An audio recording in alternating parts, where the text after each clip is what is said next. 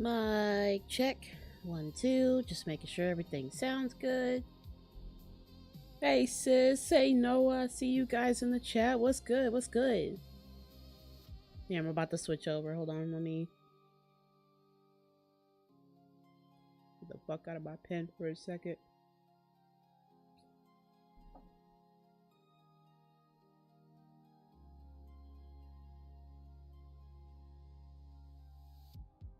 Okay.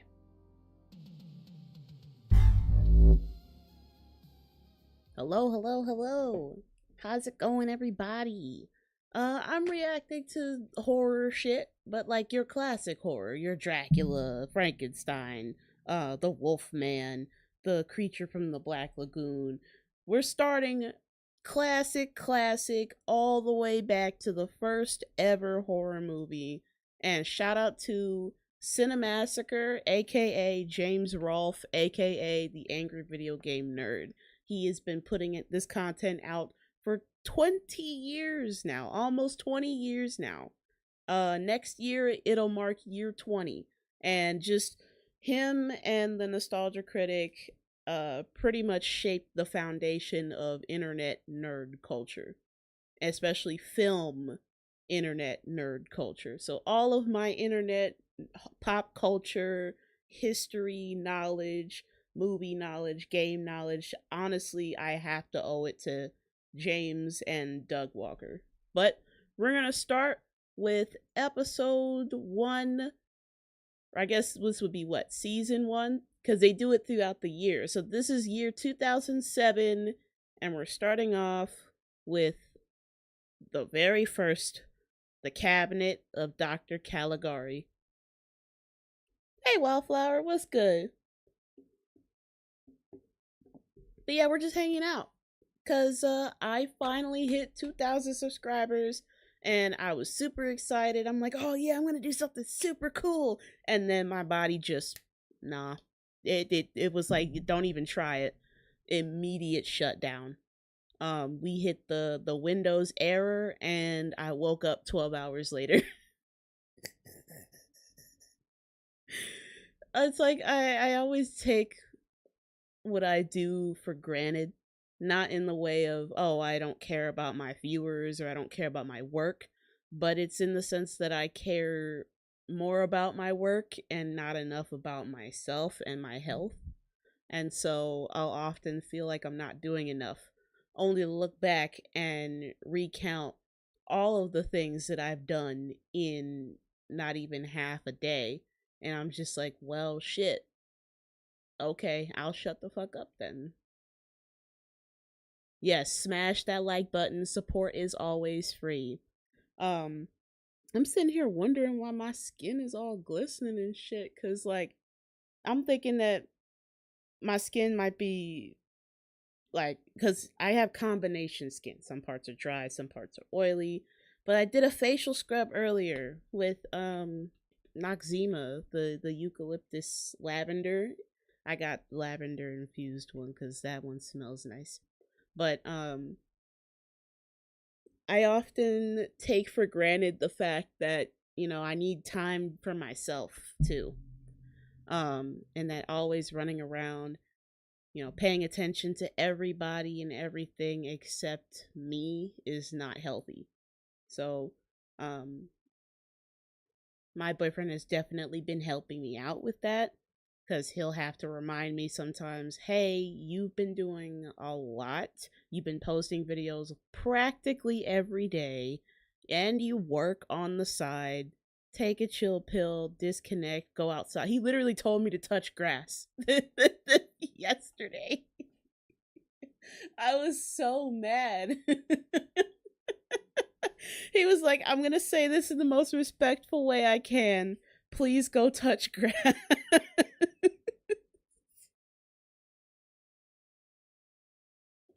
You done fucked up when even your own significant other is like, if you don't go outside and touch grass.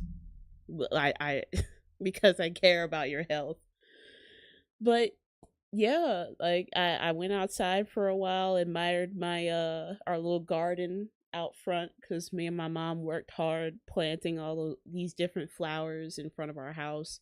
We planted lilies, we planted gladiolas, we planted three rose bushes, but only one of them survived. She has been showing up and showing out every single year, and we planted it on Mother's Day too. So that bush holds a special place for me because we thought all three of them were dead, but out of all three of those rose bushes, she was the only one that lived, and she's like almost as tall as me now. Like I see just thick, thick green branches, and I'm like, ooh, the thorns are thick too. Rolling grass unless there's fire ants. but yeah, I went outside and actually admired the plants. I was because I saw that we planted the lilies in the back, and we planted, I think, originally red ones. I can't even remember if we planted any white ones or not, but we planted some red ones, and it's been about 5 years now, and all of a sudden there's orange ones. Like not even like a red orange, no, like orange. And we're like, did we put a different color in there? Is it cross pollinating with the gladiolas? Because we did put some white and purple gladioluses in there. Like I don't know, but the lilies are growing like a motherfucker. And they're the ones in the back are about to bloom. The ones in the front have already bloomed. They bloomed orange. Those are the orange ones. I'm waiting for the rose bush to start blooming because oh my god, I'm taking so many pictures. She's gonna look so gorgeous. I floated in my local pond yesterday. Oh, that sounds so peaceful. I want a house with like a lake or a pond behind it so I could just listen to the sound of the water at night along with the countryside ambience. Oh god, imagine going to sleep at night listening to that. That sounds peak. Cross pollinations are awesome to see. Yes, I when they I'll show you guys when they start blooming.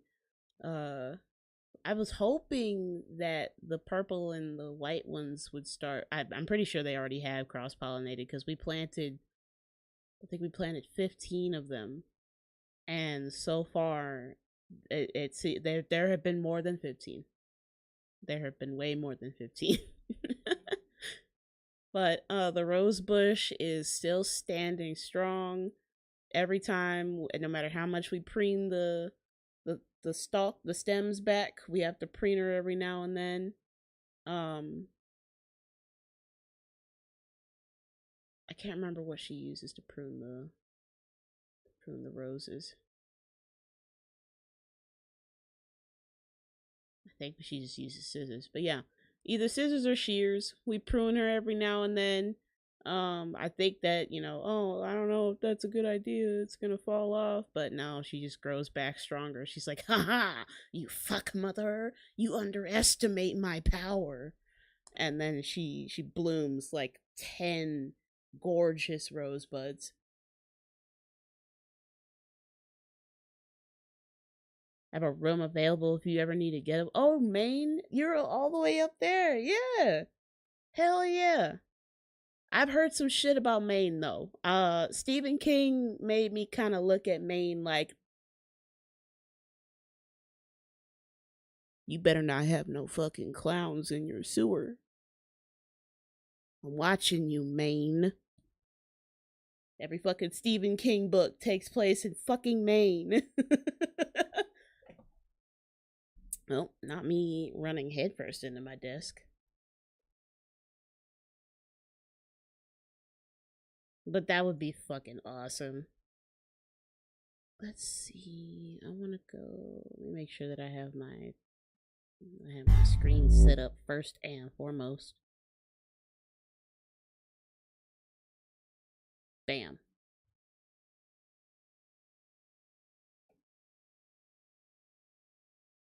No clowns here? Good, good, because I'm sorry, it's F clowns.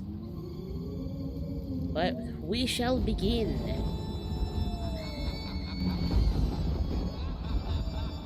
Welcome to Cinemassacre's Monster Madness. Here we will be covering the basic history of horror films in only 31 days. For our first review, let's go back to the year 1920 with the German expressionist classic, The Cabinet of Dr. Caligari. The cabinet contains the sleepwalker Caesar, controlled by the mad magician Caligari, who commands him to kill all those he seeks vengeance upon. This theme of a mad doctor or villain taking control of a monster has been recycled countless times throughout horror movies. Also, the monster often falls in love with a girl who he has no business with, and this becomes his downfall. It's the classic Beauty and Beast story used in tons of monster movies, most notably King Kong. So besides being one of the first horror films and having influenced the whole genre, it was also important to film in general for its surreal visuals and cryptic story. Sorry. I need to pay attention. Oh, you got popcorn? This, when I tell you this is like art, this is like going to a museum of horror. If there was like a horror art museum that was literally just gothic shit and classic scary movies and horror movies and shit, I would go. I would go a lot. They would have all of my money. The whole movie is told from the point of view of an inmate from an asylum. So not only is the story vague, but everything we see is distorted. Shadows are painted across the floor, things bend at weird angles, windows are anything but square. Watching the movie is like going into a dream world, and up till then, movies usually depicted a setting in reality. But this is fantasy, and that happens to be an important aspect to the horror genre. I love this shit. Shout out to Cinemassacre. Subscribe to Cinemassacre. Welcome to Cinemassacre's Monster Madness. Still in the early stages of our history of horror films. The year is 1922. The place is Germany, and this is Nosferatu. Oh my God, yeah. Nosferatu was one of the first movies to create the signature of one of the most classic and recognizable horror movie icons of all time, the vampire. But this isn't just any vampire, this is Dracula. However, unable to get the rights to Dracula from Bram Stoker's widow, director F.W. Murnau changed the character's name to Orlok, though most American prints I've seen still say Dracula. Anyway, this is one of the creepiest old movies you will ever see. From beginning to end, it has this eerie mood that never lets up. With so many contemporary horror films relying on loud noises to scare you, this one has this subtle quietness. And after all, it is a silent film, but that just enhances the atmosphere, and it makes you feel like you're in a nightmare. That wicked shadow ascending the staircase, the shape of Dracula coming through the doorway, which just fits his body, these are images that you don't forget. They've all become popular screen. I'll say, there's something about old school cameras whenever they're depicting horror that just makes it feel a lot more real. Because of how raw and unpolished the footage is, it doesn't look like your modern horror movie today. So that creep factor is already at 11 because it mimics it's closer to real life, because real life doesn't have all of the cinematic filters and the color correction and the clear 4K quality. It's very raw, it's very visceral, it's very intimate. And so horror moments like these with this level of camera quality will always be, like, in my opinion, the top tier of horror, because it really gets that unnerving effect just from the fact that it looks so unprofessional. Just, oh my God, I love this shit. For decades to come, and perhaps the rest of time. Also, check out Shadow the Vampire. It's a work of fiction, but it takes a look behind the making of Nosferatu, but in which Murnau hires a real vampire to play the part. Well, for all we know, it could have been true.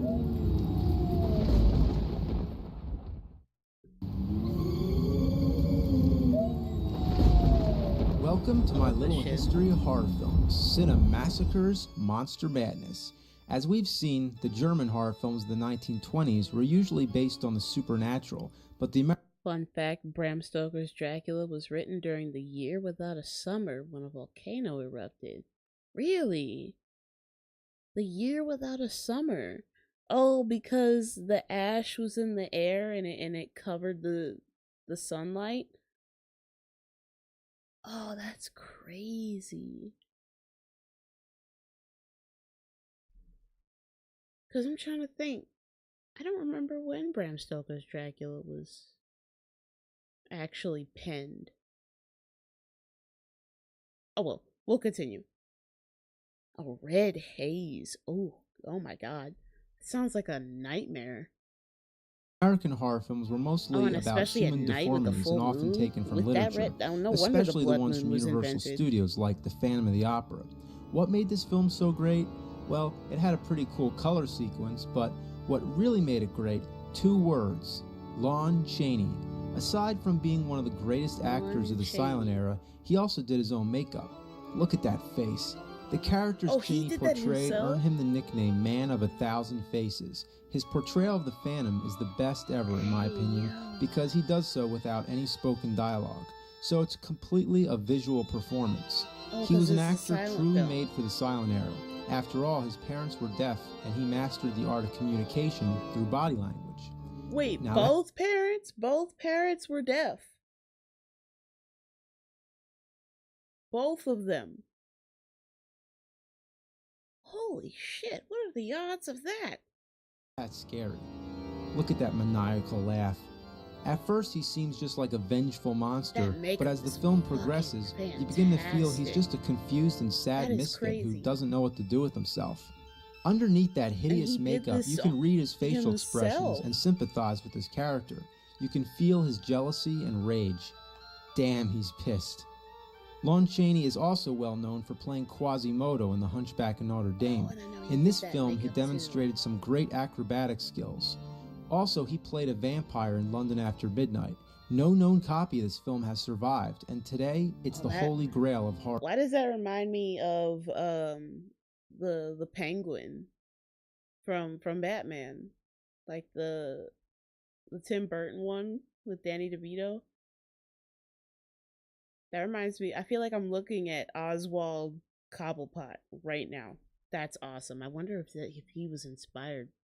I wonder if he inspired that design. I'll have to look into that.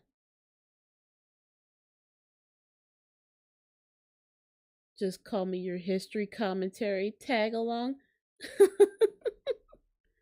I'm in and out, sis. Okay, sis, you be safe. Whatever you're doing, be safe. Be careful. Love you, and don't worry about it. Like, I'm not gonna be on your ass like, oh my god, get out, you're not in the live enough. Like, no. Keisha, thank you for the floating heart. But we're gonna get back into the spoopy. I wouldn't doubt it. Look, we're going, I love learning new shit, especially when it comes to horror. So I'm a horror movie With the nut. dawn of the sound era, Chaney was asked to play Dracula in Universal Studios' remake, but he died of throat cancer in 1930. Ironic that he passed away with the silent cinema. But what would come in his place is one of the most iconic horror stars of all time in the first sound horror movie, and we'll talk about that next time. Here we go. I recognize Bela Lugosi. Thanks for joining me with Cinemassacre's Monster Madness as we go through the history of horror films. We just got through the silent movies. Now with the birth of sound movies, we have the birth of a new era, the Universal Studios horror cycle. This is the golden age where all the classic monsters made their eternal marks. I am Dracula. The first was Dracula, and it's got all the elements of a proper chiller. Fog, bats, crumbling castles, cobwebs, welcome, possums, Keisha. and Good to see bees. you. But anyway, the main attraction of this movie... We are going through the history of horror. We are watching little synopses on all of cinema's greatest horror movies, from the first ever horror movie on up. I think we're going chronologically. 1931, 1922, 1931, 32, 41. Yeah, it's going chronologically. So we're starting at the beginning and we're working our way to present day, I guess. And look, if y'all got some time to kick back and relax, I work tonight, but I'm already up. Mom made collard greens with smoked turkey necks in the crock pot, so I'm gonna go and get me some of that later on, cause that shit smelled grut than a bitch. Is Hungarian actor Bela Lugosi. Listen to them. Children of the night. What music they make. Lugosi only learned the English language for the roles he played on stage and on the screen. The rhythm and accent of his voice would forever become the way Dracula talked. I have chartered a ship. Take us to England. We will be leaving tomorrow evening. Though he wasn't the first Dracula, he was the that. first in setting the popular image and facial folklore of the character. expressions. He was Just- surely the best Dracula there ever was or will be. You And if can you have any see doubt about it just that, in the he was subtle buried in the cape. squinting of Now the that's eyes. Just oh my god, the ability to read what you can see exactly what he's thinking with every facial movement. I love this type of acting. So he didn't even speak English? No, apparently he didn't. That's crazy as fuck that he literally only learned English for the roles. So that was his way of learning English, was the lines that he had to read in the fucking movie. What? That's insane. Legendary. You couldn't even tell. It just sounded like he had a thick ass accent. That's crazy. I didn't know that. Commitment.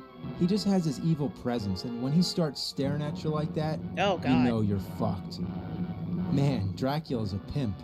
Dwight Fry is also great as the He crazy did have Renfield. like 3 or 4 wives. His Everybody laugh is looks enough like to a make you psychopath. Oh god, I hate that.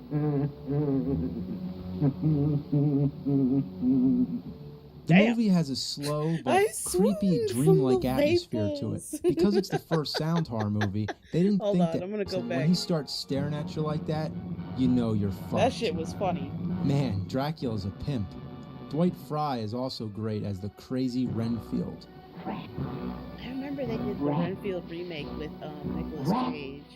His laugh is enough to make you faint.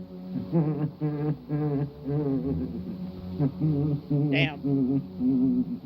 The movie has a slow but creepy, dreamlike atmosphere to it. Because it's the first sound horror movie, he's they didn't watching some think to woman add sleep. music, so when there's no dialogue, there's hardly any audio whatsoever, but that only adds to the creepy atmosphere, making it the definitive chiller and the best I Dracula wonder movie. did they edit out the strings. Ah! Ah! The power of Christ compels you, bitch! That's crazy. All he did was flash the cruci, and Dracula was like, ah! My weakness.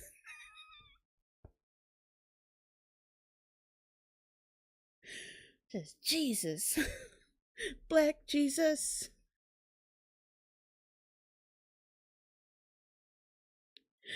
We're gonna continue. Welcome back. It's Cinemassacre's Monster Madness. I bid you That's well. a talent that did go to waste. The for putting year the is effort to do so. 1931. Exactly. The era of sound films is young, and Universal Studios had just Oh, made that's, Dracula, a landmark in horror films. Following its is success, the studio Stranger decided to Danger. make Frankenstein, a classic tale of a scientist Oh, who here we dares go. to play God and create a human being. You have created a monster and it will destroy you. Bela Lugosi, fresh off of Dracula, was asked to play the monster, but the part wasn't appealing to him. His face would be covered in pounds of makeup, and he wouldn't have any dialogue, so he refused. The role was handed over to Boris Karloff, who Oh, became one of the most famous Boris horror stars to ever live, motherfucking and perhaps the Karloff. most famous movie monster of all time. Since the film's release, audiences called the monster Frankenstein, even though the name belongs to the scientist. Oh, In the films, the so- monster itself is usually referred to. So they've been fucking up the name since even when the movie came out. That's not our fault. That's their fault. Man, I remember there was a whole fucking argument like 10 years ago where fucking millennials and Gen Z were getting blamed for fucking up the Frankenstein name. They were like, it's not Frankenstein, it's Frankenstein's monster. You young motherfuckers don't know shit. Only to find out that y'all the motherfuckers that started it. You fucking hypocrites. You! It was you the whole time, old people. Y'all fucked it up first. And tried to blame us like we had something to do with that. Sick of y'all. I remember watching these back in the day when the TV went off, when there were like maybe 20 channels at most if you had money. As Frankenstein's monster, the Frankenstein monster, or just the monster. No more TV. However, the confusion has lasted to this very day. The look of the monster, which everybody recognized, was created by makeup man Jack Pierce. In Mary Shelley's original novel, the monster's description is pretty vague, so it was all invented for the movie. While the movie's criticized for not doing the novel justice, it is responsible for putting Frankenstein into the pop culture. For example, Dr. Frankenstein the movie has a hunchback assistant. That now has become a staple in movies, cartoons, and all media. Nobody can forget the images from this film. Even if you haven't seen the movie, you're probably familiar with it. From beginning to end, every scene is memorable. Frankenstein and his assistant digging up the corpses, the laboratory with all those crazy electronic gadgets, the lightning, the little girl by the pond, the angry village people chasing the monster with torches, and of course some of the most famous movie lines ever spoken. Oh, it's alive! It's alive! It's alive! It's alive! It's The movie has alive! been parodied and imitated countless times over the decades. The sequel, Bride of Frankenstein, sticks closer to the novel, and this time gives the monster a voice. Frankenstein. The film makes you sympathize more with the monster, and it's a lot more emotional, yet all around superior to the first movie. It also introduces one of the greatest mad doctors ever, Dr. Pretorius, played by Ernest Thesiger. I've never seen Mel Brooks' Young Frankenstein. I love learning about this stuff. Mel Brooks' Young Frankenstein is my favorite. I've never seen it. The only Mel Brooks movie I have seen is Spaceballs. That's it. That I've actually like sat and watched. And that's only because I watched it as a kid.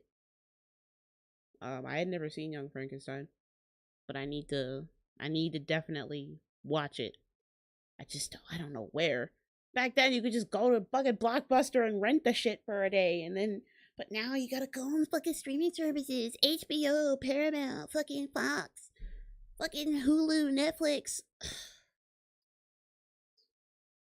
I'll probably see if I can find it at the library. If I can't, then oh well. Blockbuster, y'all really chudderbobbed yourselves, okay? I'm gonna keep saying it. Y'all fucked yourselves over. Y'all could have been up there with Netflix. You could have still been in business. But no, y'all had to be stubborn and be like, we're not gonna change with the times. Or this internet shit is gonna die in the next 5 years. Harumph. And that's exactly what y'all did. Harumph your ass into the shadow realm. Nobody knows who the fuck you are anymore, Blockbuster. You really played yourselves.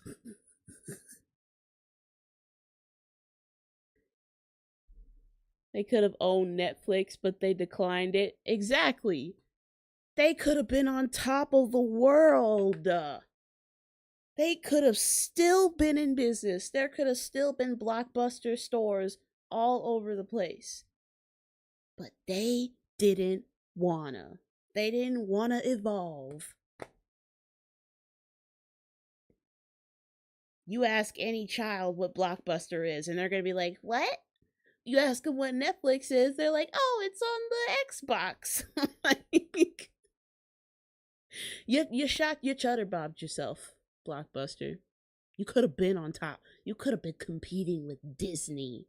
Do you hear me? You could have been competing with the mouse himself. But no. Y'all had to be the stubborn ones. I know they're super mad They are mad as fuck about it. I know they are kicking themselves. Their grandkids will be kicking themselves for the rest of their life because of that decision. Just what? It didn't help that, you know, they had a whole predator as their mascot. They probably knew what he was doing the whole time, but you know, because they wanted the money so bad, they may have kept it a little on the hush hush.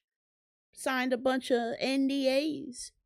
Hired a bunch of private investigators to make sure that nothing got out. Am I hinting at a subway conspiracy plot? Maybe. My brain likes going down these weird little rabbit holes, so hey, it could be. It could exist. But we're gonna get back to the horror. Boris Karloff would once again play the monster in Son of Frankenstein, which some feel is the best of all them due to Bela Lugosi's fantastic performance as Igor. Yes, he was hunting. Basil Rathbone's also great as the Son of Frankenstein. Is it the old legendary monster of my father's time? Or am I supposed to have whipped one up?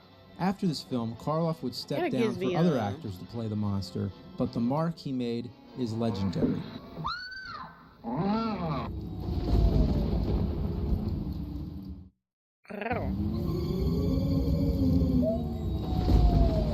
Welcome back.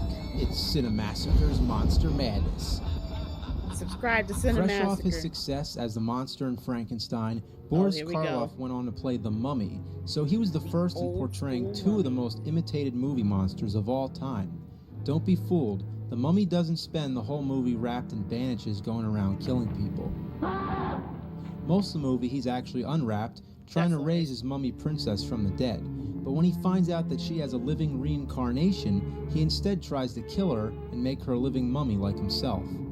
The movie is a unique sort of horror story. It's often called a love story that's lasted for thousands of years. Ain't stabbing the movie nobody. has a creepy, hypnotic feel. One of my favorite parts is the flashback describing how the mummy Imhotep was buried alive for breaking into the princess's tomb to try to resurrect her. And to keep the location secret, the men who buried her were killed. It may be the first impaling ever shown on screen. One thing that makes this movie special is that there were no sequels. Not unless you count The Mummy's Hand, The Mummy's Tomb, The Mummy's Ghost, and The Mummy's Curse, but these followed a different mummy named Charis, controlled by the Egyptian priests seeking revenge on those who robbed their sacred tombs. I love this mummy stays in its bandages, it never speaks, and it mindlessly kills people. Come on, move it. End of the line, Margaret. You have heed your last haw. Your ass. You can't get away from that mummy? Come on, man. Yeah, right. You have plenty of time to just run in the other direction.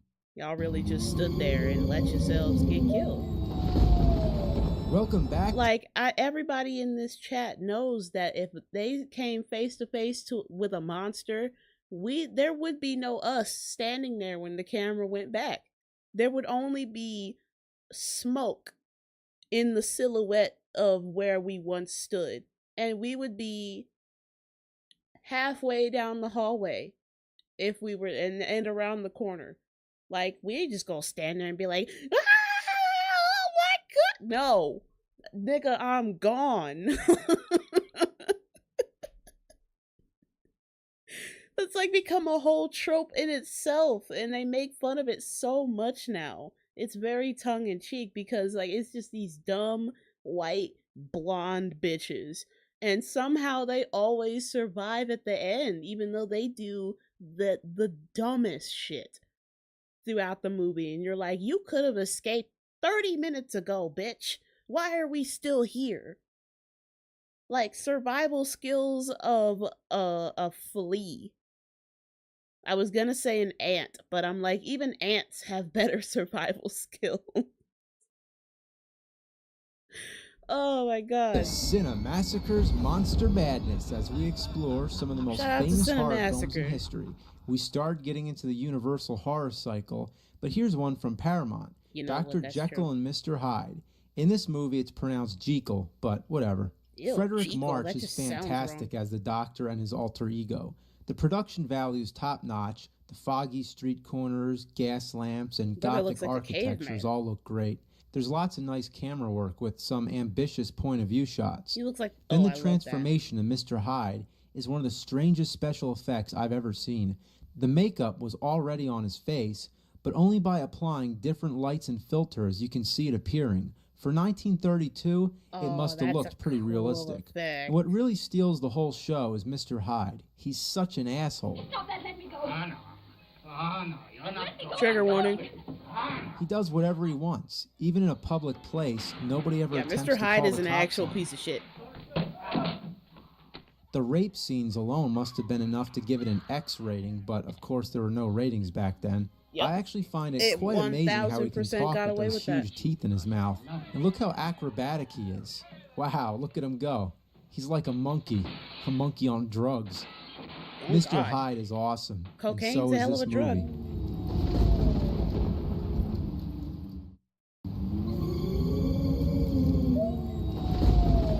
Here we go. It's Cinemassacre's Monster Madness, kicking ass through Shout the out to ages of the horror Cinemassacre. genre. And I got a good one for you today. It's going to be a howl. It's the Oh, it's the Wolfman from Wolfman. 1941. Let's go, The let's go, Wolfman let's was go. played by Lon Chaney Jr., following in the Oh, footsteps okay. of his father, the man of 1,000 faces.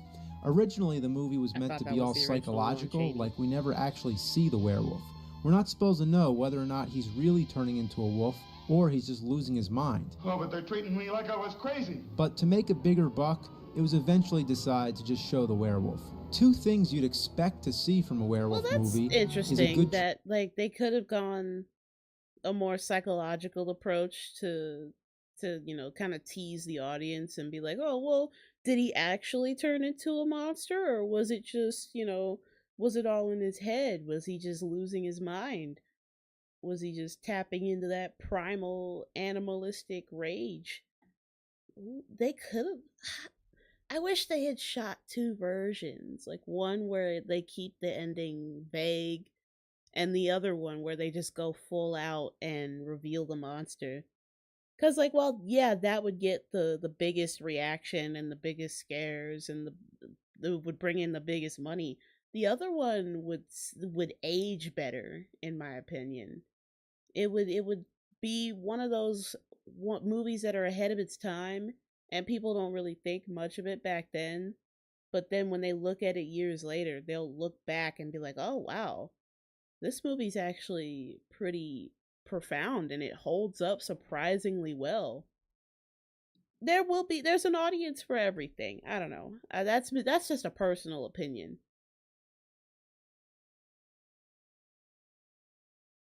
Like Edgar Allan Poe loved the mystery, the unknown was scarier. Exactly. Because that's the root of all fear. That's just the root of fear itself, is the fear of the unknown, the lack of control of the situation. And so it taps into that primal fear of like, we don't know what's going on, we're panicking. So I really like shit like that, because it's not like a visceral, because with a jump scare, it'll happen, like a loud jump scare, it'll happen and then you'll forget about it. Scares like that, where it forces you to think about it, those sit with you longer and they never go away fully, because they'll always be at the back of your mind somewhere, because it's tapping into some real life shit. And even the slightest movement will remind you of that thought from like a particular ending like that, where you leave the monster vague, you never show it, you only hint at it, and it forces the audience to put the pieces together and interpret it in their own way. I love open-ended psychological horror like that. I'm gonna talk about, because me and my boyfriend just watched a movie. Shout out to him. He recommended me a movie called The Bird with the Crystal Plumage, and it's by an Italian horror director, and I can't remember his name off the top of my head, but even today, like, I'm still thinking about that movie, because the twist there, the double twist, and then the open-ended twist twist at the end was so strong. It was so impactful that I'm sitting there putting the pieces together, and it's making me think about it. It's forcing me to like replay and compare and contrast and pick from this scene and pick from that scene. And that's the type of shit that my brain loves, is going through, going back and over analyzing shit down to the finest detail. And it really feels like you're putting together a mystery in real time. I felt like a fucking detective. But I love that shit because it really challenges the human brain to actually exercise itself and explore thoughts beyond what, what we usually think about. It forces people to expand their reaches, expand your mind. It's okay to think outside the box every now and then. It's fun. It's how the brain stays sharp. Transformation sequence and a shot of the full moon. Oh god, you don't damn. get either, and there's lots of weird continuity issues. But where this movie that's shines cool. is in its that. creepy atmosphere, its foggy streets and forests, and some classic dialogue. I'm going now. In heaven. Thank you, The Wildflower. music is great. Dario Argento is his name. And doesn't this sound like Danny Elfman's Batman score? Does it? Yeah, that's exactly. And Chaney's What performance the is fuck? That's it. That is the Batman theme, note for note. What the fuck? Danny Elfman, did you borrow from the Wolfman to make your score? Because I refuse to believe that you both happen to have that exact same melody just randomly. There's no way. I refuse to believe it. both Larry Talbot and the Wolfman is extraordinary. What I like about this movie is that it's about the beast within. It's not like Dracula or Frankenstein. The Wolfman is just a regular guy with an animal inside. Because of this movie, Lon Chaney Jr. quickly became the biggest horror star of the 1940s, and throughout various sequels to many films, ended up playing Frankenstein's monster, the Mummy 3 times, Alucard, the son of Dracula, and the Wolfman 4 more times. Frankenstein meets the Wolfman. Sheesh. So he played what? He said he played Wolfman 3 times, played the Mummy, and then played Wolfman 3 times, Mummy 3 times, and then played Alucard. God damn. Brother was set for the rest of his life. Oh, especially when they started doing the crossovers. Oh, hell yeah. He was making bank. W paying homage. Yeah, I think he was definitely together in a paying battle homage. to the death. Ironically, the monster was played by Bela Lugosi a decade after he first turned down the role. When this proved to be a smash hit, Universal brought Dracula into the mix, and So you turned down the role only to take that role later on after it became popular. Okay, Bella. Monster Mash franchise was born. The Wolfman, Dracula, and the Frankenstein monster appeared in 3 films together, often with mad doctors, hunchbacks, over-the-top comic book style storylines, that's cool, and 2 of the greatest comedians of all time, Abbott and Costello. Did y'all see that? Wolfman, Dracula, and the Frankenstein monster appeared in 3 films together, often with mad doctors, hunchbacks, over-the-top comic book style storylines, and 2 of the greatest comedians of all time, Abbott and Costello. I'm sorry.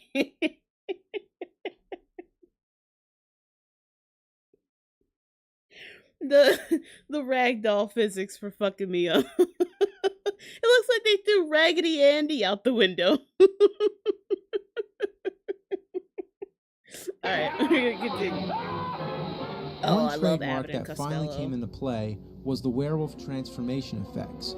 Chaney would have to stay still for hours and hours while the makeup was gradually applied to his face. That's stop motion, baby. That's old school. They really did that by the Wolfman's stop a first-rate chiller, and I couldn't sit in one place. I couldn't sit still for hours, multiple hours. just to achieve that effect. And he had to sit completely still that whole time. I could not. I'd lose my mind. The sequels are good fun. Check them out. They'll grow some hair on your balls.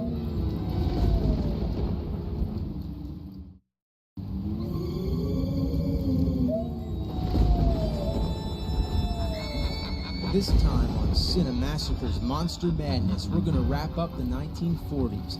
Universal Studios was the grand champion, the monster movie factory. They had big stars, big music, big storylines that flowed like comic books. These movies were entertaining commercial blockbusters.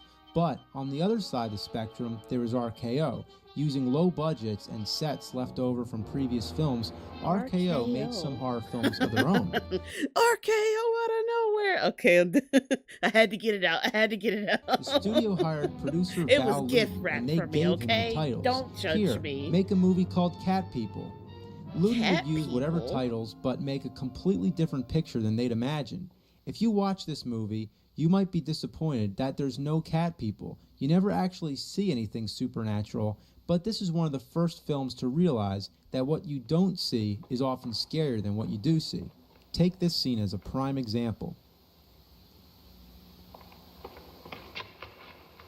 Well, I love this type of horror.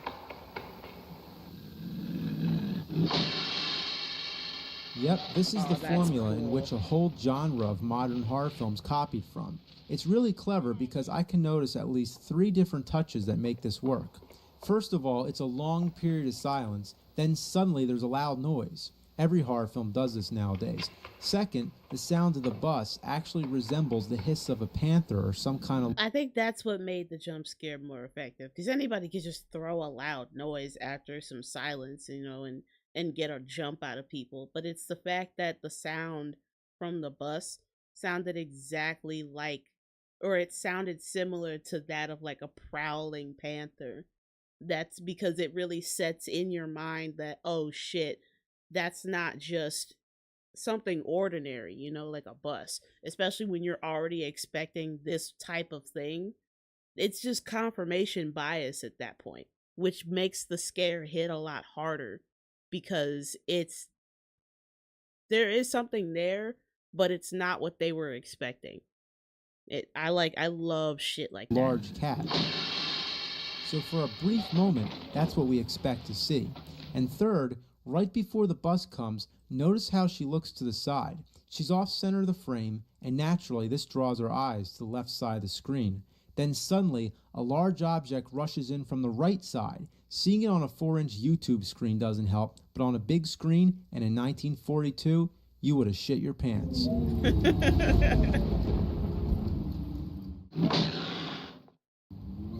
Okay. Welcome to Cinemassacre's Monster Madness, Shout out to reviewing some of the best Cinemassacre. monster movies throughout the ages. We started with the silent horror films of the 1920s. Oh, God. We made our way through the classic Those chillers of the movies. 1930s and the monster mash from the 40s. After World War II, monster movies were no longer scary. People were obviously more afraid of the horrors of real life. So, with the atomic age, a new genre of science fiction cinema was born. This was the B-movie age. The 1950s were all about monsters. Monsters created by scientific experiments, born from nuclear radiation, or alien invaders. These are the We had greens that I giant was talking ants, about, giant y'all, that have the spiders, smoke giant circulating. Gila monsters, killer brains, Godzilla, and oh god, there's a lot of good monster movies to pick from, but I'm gonna go with The Creature from the Black Lagoon. The Creature, or Gillman as he's called, is so popular that he's often considered to be the last of the Universal Studio monsters. The creature on land was played by Ben Chapman, and underwater Rick O'Browning, who had to hold his breath for 4 minutes at a time, while wearing the... On what? Hold on. 4 minutes. He had to hold his breath for 4 minutes. I could never. Genuinely. How? 4 goddamn minutes at a time. You're a fish, dude. It's Percy Jackson. Jesus Christ, it's Jason Bourne. creature suit, and neither one of these guys were included in the film's credits to give a little more mystery to the creature. The cinematography was brilliant, especially the underwater stuff, which was pretty innovative for its time. I dare to say it would look good in color, but the black and white tones sure do look gorgeous. The movie was originally shown in 3D. That would have been neat. Julia Adams is the creature's love interest, and again, if he would have just stayed in the water, he would have been fine. But then again, those scientists had no business in his lagoon. 2 sequels were made, Revenge of the Creature and The Creature Walks Among Us. I'm gonna show y'all what everything looked like real quick before I start just smashing on this. Mashed potatoes.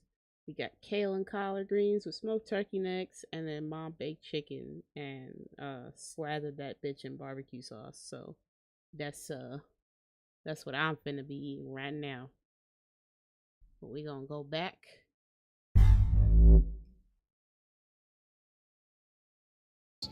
And to close this review, I got a nice little piece of trivia for you. Revenge of the Creature marks the screen debut of Clint Eastwood.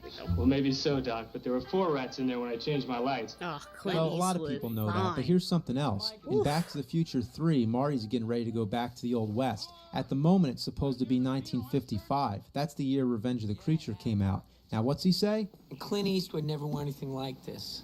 And what's that? Oh, nice touch. That's like Inception levels of nerd culture. I love that shit. It's like those Russian dolls. Cinemassacre's Monster Madness. It's like the icebergs. Through the history of horror films. 31 days leading up till Halloween. The review of the day is The Tingler. Horror legend Vincent Price plays a doctor who makes an outrageous discovery. When you're scared, you know that tingly feeling you get in your spine? He was insane. Well, that's a parasite, a creature called the tingler, which lives in your vertebrae. How'd you get this picture? Who is it? Doesn't matter how or who, Dave. Isabel? I said it doesn't matter. Oh. It feeds and grows then, on you fear, sassy bitch. but luckily our bodies were built with a defense mechanism, My screaming. bad. Screaming is what stops the tingler from growing.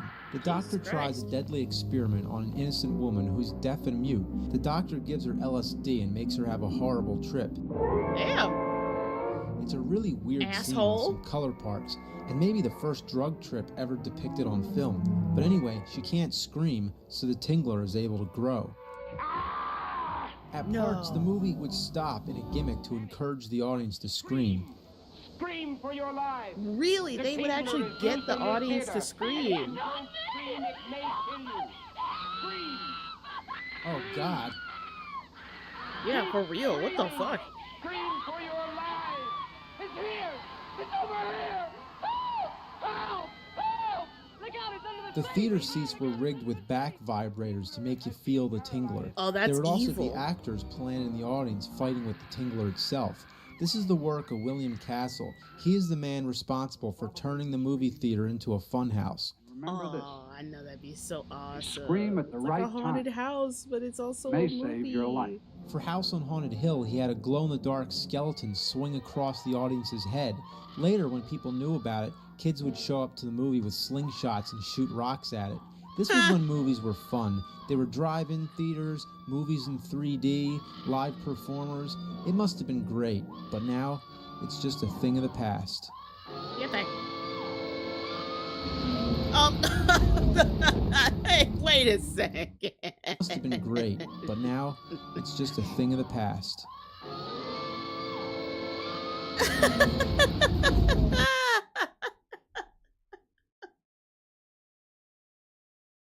That little fucking sissy ass shove. What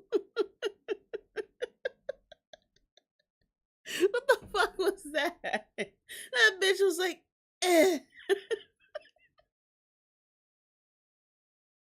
And she went tumbling like a bag of bricks. I'm sorry, I love these movies, but the effects, I'm sure, were revolutionary at the time. But come on now. That's hilarious. Just this gentle love tap from a skeleton hung up on strings, and the bitch just flails back.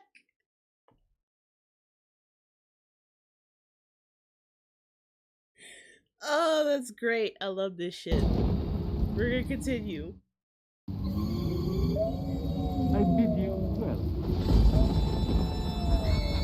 It's time for Cinemassacre's Monster Madness. In our history of horror cinema, Needed to we've throw seen that some the bones. 1930s and 40s were the golden age of grade A chillers, but the 50s were more Hey, about the yo. atomic age. Giant tarantulas, alien invaders, Oh, and hell science no. experiments gone completely No, wrong. giant tarantula? There were all Nope. kinds of B movies, but not really any genuine horror films. Even the William Castle flicks were kind of tongue-in-cheek. They were just fun. This is where Hammer films came into play. Hammer was a studio in England who were responsible for putting the horror back into horror. They remade love all the those classics effects. like Dracula, Frankenstein, and The Mummy. But now there was color, there was blood, and there was cleavage. By today's standards, it's pretty tame, but back then, Is that it was Christopher Lee? hardcore. Oh, it's like full B movie. What really put them on the map and made a star out of Christopher It Lee is was their Christopher Dracula Lee. series. Horror of Dracula, Dracula Prince of Darkness, Dracula's Risen from the Grave, Taste the Blood of Dracula, Scars Damn. of Dracula, Dracula AD 1972, and The Satanic Rites of Dracula. Jesus, These how many movies earned Dracula Christopher movies Lee are the there? reputation as being the second best Dracula. Lugosi set the image and the voice, but Lee, he was badass. Look at that face. Yeah, that's Stranger Danger. Try to stab him with a wooden stake, he'll just throw that shit right back at you. And as usual, Dracula sure knows how to get the ladies. Dracula's a pimp. How many ways can a vampire die? Well, if you watch all these movies, you'll find out. He gets sunburned, drowned, stabbed, electrocuted, stabbed. Stab. Damn. Dracula gets all fucked up. Parallel to the Dracula series That was motherfucker Hammer's refused Frankenstein to die. series. Unlike the ones from Universal, which followed the monster as a central character, these ones follow Dr. Victor Frankenstein, who It's creates a not real, different monster YouTube. in This each is movie. movie effects. The Doctor's played by Peter Cushing, possibly the best Peter ever. Cushing. I'm harming nobody. Just robbing a Okay, so if you all don't know who Peter Cushing is, rest in peace to a legend. Anybody who saw the original Star Wars movie, A New Hope, I think he was in Empire Strikes Back too. But in the OG Star Wars movies, he was Grand Moff Tarkin. He was the general of the it was the Empire back then, because I was like, there was the fucking First Order and all the different names, but the Empire, he was like the general, the highest general, and he was always in the scenes with Darth Vader. So holy shit, I didn't know that his repertoire extended this far back. graves. Usually Dr. Frankenstein's depicted as being guilty for his creation, an accident, but here, he's just one malicious bastard. Victor, where is this brain to come from?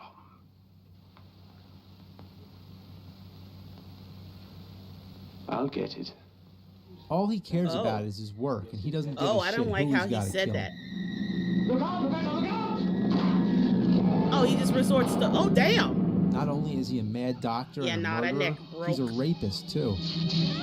I like the old-fashioned look of his laboratory and just the sense of the crude science that's going on. Damn. If you're looking to find them, the films are The Curse of Frankenstein, Revenge. So whereas in the first era of monster movies, they kind of portrayed them as these sympathetic but tragic individuals, in this one, they're just like, fuck that. They're horrible people. Do not root for them. They are just monsters. Oh, and then that really plays on the who is the monster and who is the man, which is the famous line from the Hunchback of Notre Dame in the opening song. Because they really hammered that shit in. I love that. of Frankenstein, Evil of Frankenstein, Frankenstein created woman, Frankenstein must be destroyed, and Frankenstein and the Monster from Hell. The monster in the final film was played by Dave Prowse, who looks like a bald gorilla. Dave Prowse, of course, would later be cast as Darth Vader, alongside once again Peter Cushing. How ironic. But then, Frankenstein and the Monster from Hell. The monster in the final film was played by Dave Prowse, who looks like a bald gorilla. Dave Prowse, of course, would later be cast as Darth Vader, along... I fucking literally just said that only to find out that they they worked in the same movies. Holy shit.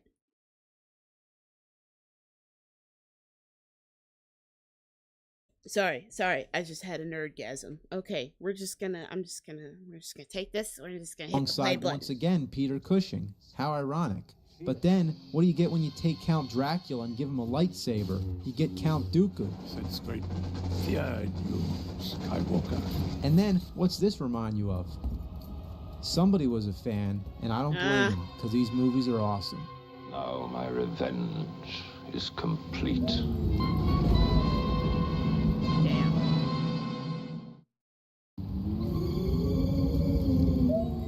Shout out to Cinemassacre. Welcome to Cinemassacre's Monster Madness as we run through the history of the horror films. Terror films, supernatural thrillers, monster movies, whatever the hell you want to call them. We've been through the silent cinema of the 1920s, the golden age of the 30s, the monster mash of the 40s, the sci-fi boom of the 50s, and the resurrection of the classics, now in bloody color. The 1960s were the age of elaborate gothic they was really thrillers. showing them titties. One man who actually made the transition is Roger Corman. He started off making low-budget B-movies in the 50s and early 60s, more than you can possibly count. Then he got his big break and started making bigger-scale horror films based on the tales of Edgar Allan Poe. The Fall of the House of Usher? Which one of Usher's houses was it, and why is it falling? I had to make that joke. I know, it was too easy. It was low-hanging fruit, and I had to grab it, okay? Leave me alone. To this day, Roger Corman has made 100 billion movies. Well, maybe not that much, but a lot. Today, we're not going to talk about any one specific film, but a general impression of his Poe series that ran through the 60s. Bringing the writings of Poe to the big screen has never been done perfectly because it's hard to do justice to his work, and this wasn't the first time it's been attempted. In the 1930s, Universal Studios made The Black Cat and The Raven, both starring Bela Lugosi and Boris Karloff. This was the first time the two actors were paired together. Did you ever see an animal skin, Hjalmar? While these were great flicks with top-notch performances and suspenseful plots of rivalry and revenge, they had little to do with the stories of Poe. Ho! Your avenge! Besides, adapting a short story or poem into a feature film isn't easy. So the Roger Corman films did a good job retaining Poe's original ideas. Suddenly there came a tapping, as of someone gently rapping. But also had the flexibility to invent. They more or less paid tribute to Poe. Good Lord. Oh, that man was fine. Vincent Price. You had no business being that fine. And sassy as a motherfucker, too. Rather than being just literal weird. Screen translations. Weird as they might fuck. have been a little weak on plot, but they made up for it and excelled in And when I say weird, I mean like he was just out there, outlandish as mother.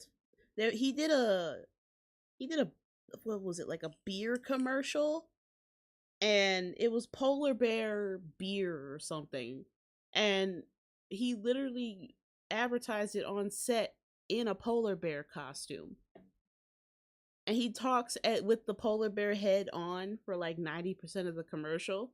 And then at the end of the commercial, he takes off the hat to reveal that it is, in fact, him inside the suit advertising this polar bear soda or whatever, or beer or whatever. And then he drinks it in the polar bear costume. The dude is weird, and he loves every second of it. Creating atmosphere, a sense of humor, and bringing together a brilliant cast.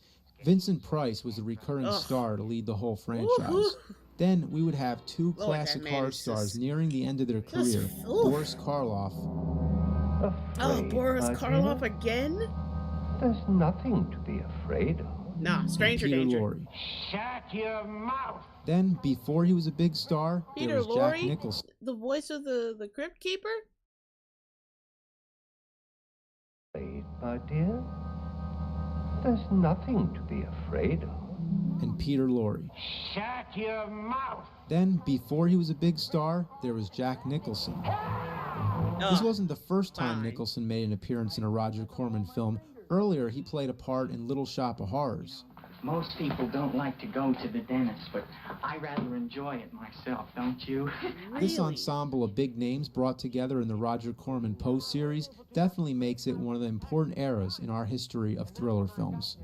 Quoth the raven, nevermore. What a perfect casting.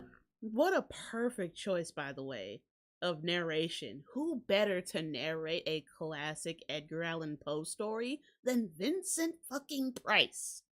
I would have had it no other way. That was the perfect choice. Perfect decision. They couldn't have picked a better actor.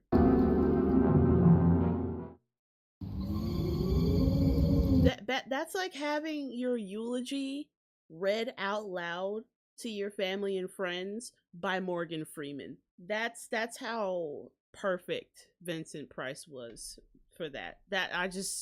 Perfection.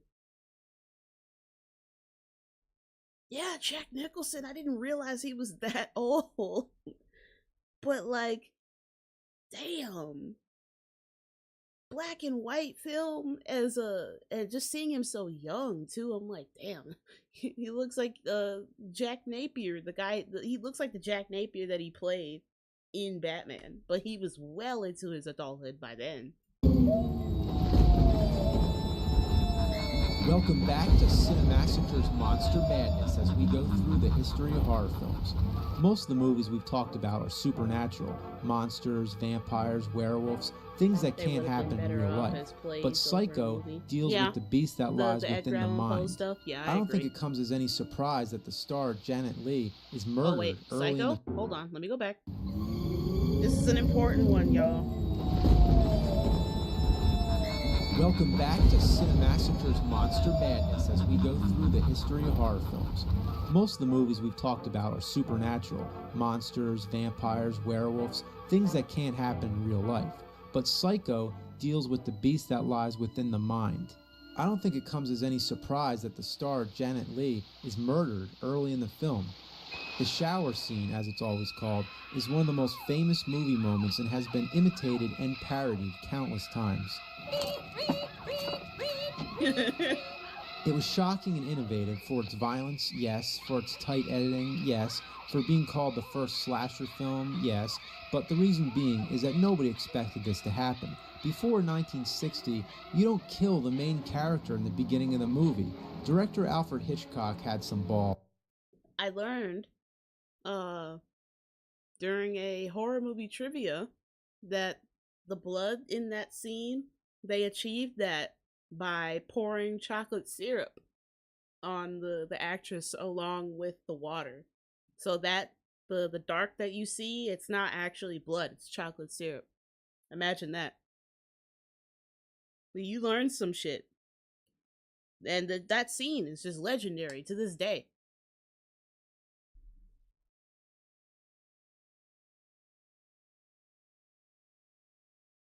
Look, George Clooney is a mother. And he stood firm and did not let theaters allow entry to the movie after it started because he didn't want people showing up late wondering where Janet Leigh was. Hitchcock was already established as the master of suspense and one of the greatest directors of all time. His movies are full of unique twists, psychological storylines which reflect his own personal fears, and a subtle, dark blend of humor. To describe the ingenuity of Psycho as a whole, I would have to reveal the whole plot, and that I'm not going to do, because if you haven't seen this movie, you should check it out.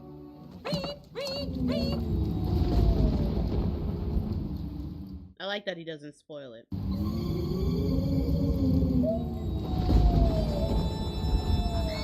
Welcome to Cinemassacre's Monster Madness. We're halfway through the month of October, halfway through our history of horror films, and the movie of the day is Night of the Living Dead.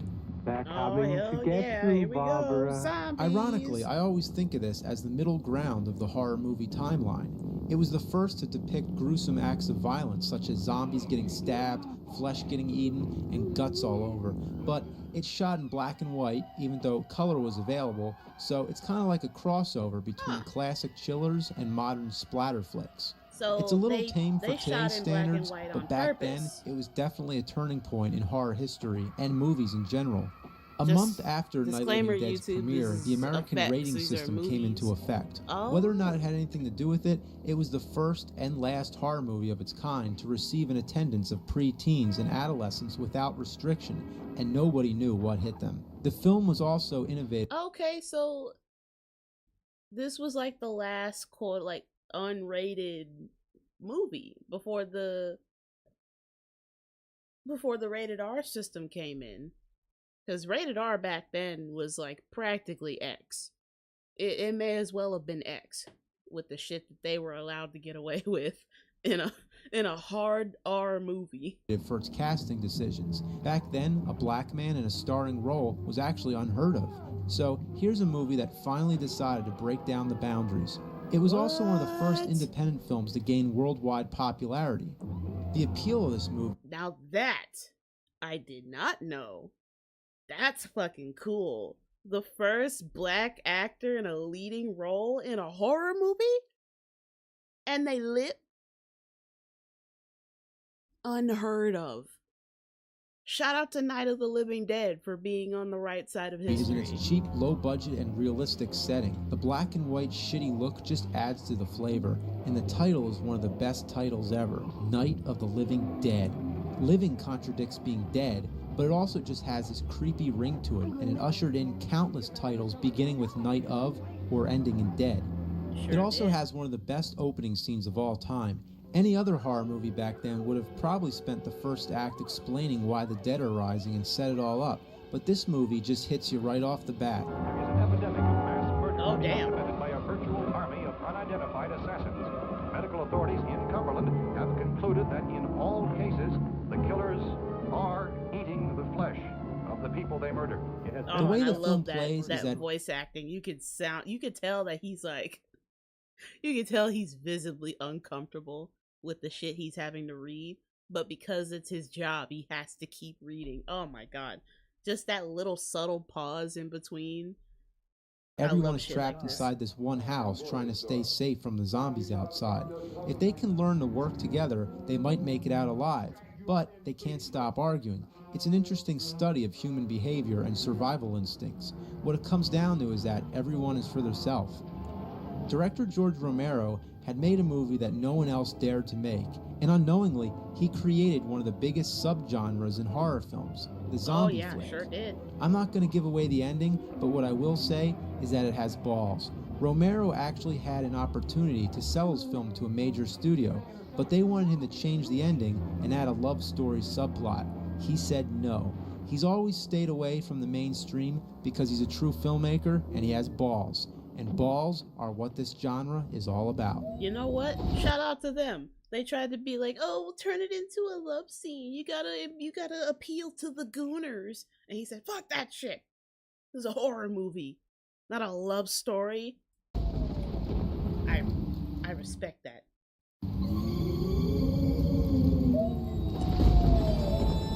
Welcome back. It's Cinemassacre's Monster Madness, and this is our monster of the day, an innocent little girl possessed by the devil. This is The Exorcist. So, where did we leave off? I think I was saying that horror movies have a lot of balls. Well, this one is pure balls to the wall, vomit-inducing, screaming, bloody horror. By all definition of the word horror, this is a horror movie. But for a genre that doesn't always get a lot of respect, this one is always considered a film legend. It won some Oscars and Golden Globes and all that shit, and it's always referred to as the scariest movie ever made. You may or may not agree, but back in 1973, there was no comparison. Now that's some freaky deaky shit. The special effects are a real show stealer, and I can't show you the best of it. One reason is that it gets so graphic that I might be crossing the line, and I also feel that I'd be doing an injustice to the film by spoiling it. Your mother sucks cocks in hell, terrorist. Today, the breath, that fog you see, it would have been CG, but that room was really that cold. My favorite scene is actually the opening. It has such an eerie mood. You can tell some bad stuff is going to happen. The movie does a great job at grossing out and shocking its audience. I didn't notice. I thought the statue, I didn't know that was a snake. I thought that the statue just had like a really, I thought that the statue was just happy to see him. Until I realized that was a snake. I'm like, oh, that only adds to the. Oh, I love that. Hey, Mom. We're going over horror movies, and we're on The Exorcist right now. Oh my gosh. Yeah. That movie scared me to death. Quick story, y'all. My dad said that he actually had to rewire. He had to do some wiring in that house. I remember that. Yeah, and he said that was one of the scariest experiences he had ever gone through in his entire life. We've done a lot of Georgetown. He said he never went back to that house after that. Because he said that he truly believes that house is haunted. Yeah, like some kind of demonic spirits. Yeah, because he said when he went upstairs to where they shot like the majority of the scene, even though the heat was running through the house, that room was cold. He said that room was like 20 degrees colder than the rest of the house, even though the heat was working fine. Yeah. He said that he never went back to that house again. So I have 6 degrees of The Exorcist because my dad actually went to the house where they filmed it. But how it affects you on a deeper level is a personal experience. The question is, do you believe in the devil? Well, anyway, it might not be the scariest movie of all time, but it's still pretty damn scary, and when you see that face coming into your dreams, you'll know what I'm talking about.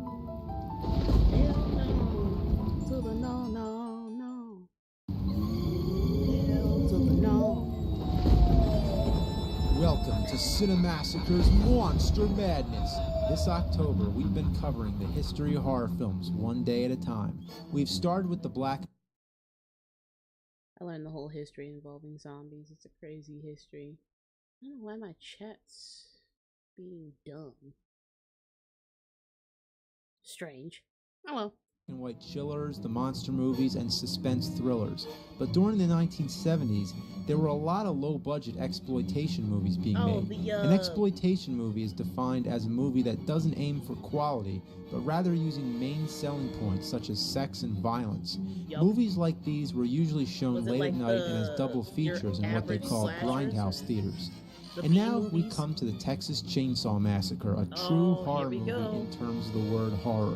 One thing that this movie is not is a gore fest. Despite its title, there aren't many chainsaw deaths and not as much blood as you'd expect. The reason why it's so effective at terrifying its audience is due to many things. One, it has a realistic look where being outdated actually helps. In American movie, Mark Borchardt says that it reminds you of something you see in science class, and I think I know what he means. It has this old grainy look. The camera work's really raw, it almost has a documentary feel, and it begins with the text and stock-sounding narrator, which sets you in the right mood that what you're watching is a true story. In reality, it was only loosely based on serial killer Ed Gein, the same guy Psycho is based on. Another thing that... Yeah, when they say it's based on a true story, based is about as loose as you could get. It was about as based as... I don't know. Psycho being about Ed Gein. What makes the movie so effective is its location, a deserted area of Texas. It creates a scary... That's part of the reason why a lot of these serial killers were ending up becoming like notorious, was because the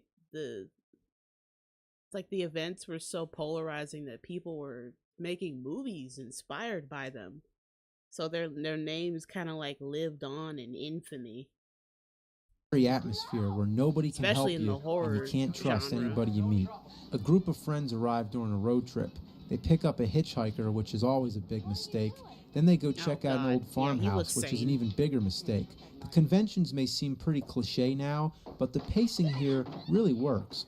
Watching the movie from beginning to end is like having a nightmare. The tension just builds and builds, and the last chase scene is just incredible.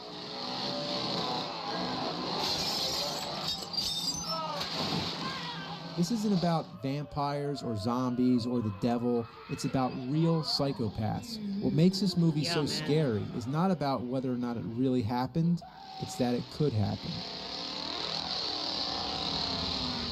And they played off of this. I know that... What am I thinking? The Resident Evil... Was it Resident Evil 7?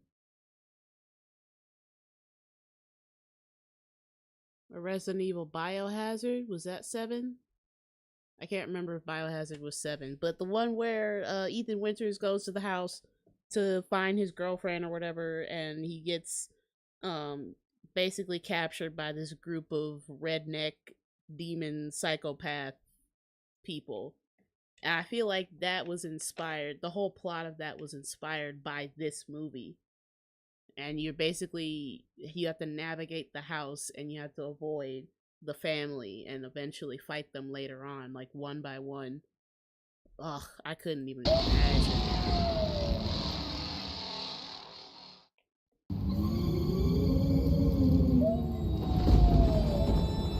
It's Cinemassacre's I dislike the movie Scream for the humor that they throw in because it's based off of a serial killer. The humor, I feel like the humor is very not tongue-in-cheek, but it's like it's crass. It's almost like a dark comedy where it has bad taste humor, much like how, you know, somebody who's into that shit has like a very poor sense of humor. Because the shit that they laugh at in the movie is not shit that like any normal person would laugh at, you know? I know there's some humorous moments too, specifically with the high schoolers and their dialogue, specifically with Stu. But when did Scream come out? Scream was in the 90s. So I think it was just a product of the time, honestly. Because I feel like if it was anything before, if it was something like Friday the 13th, because that had a little bit of humor in it too, but it was very raunchy, very tongue-in-cheek humor. I think Scream is literally just a product of its time. When the 90s and the 80s, the late 80s and all of the 90s were just like goofy as fuck for no reason. I don't know why, but they were just goofy as hell, even when they weren't trying to be. Monster Madness.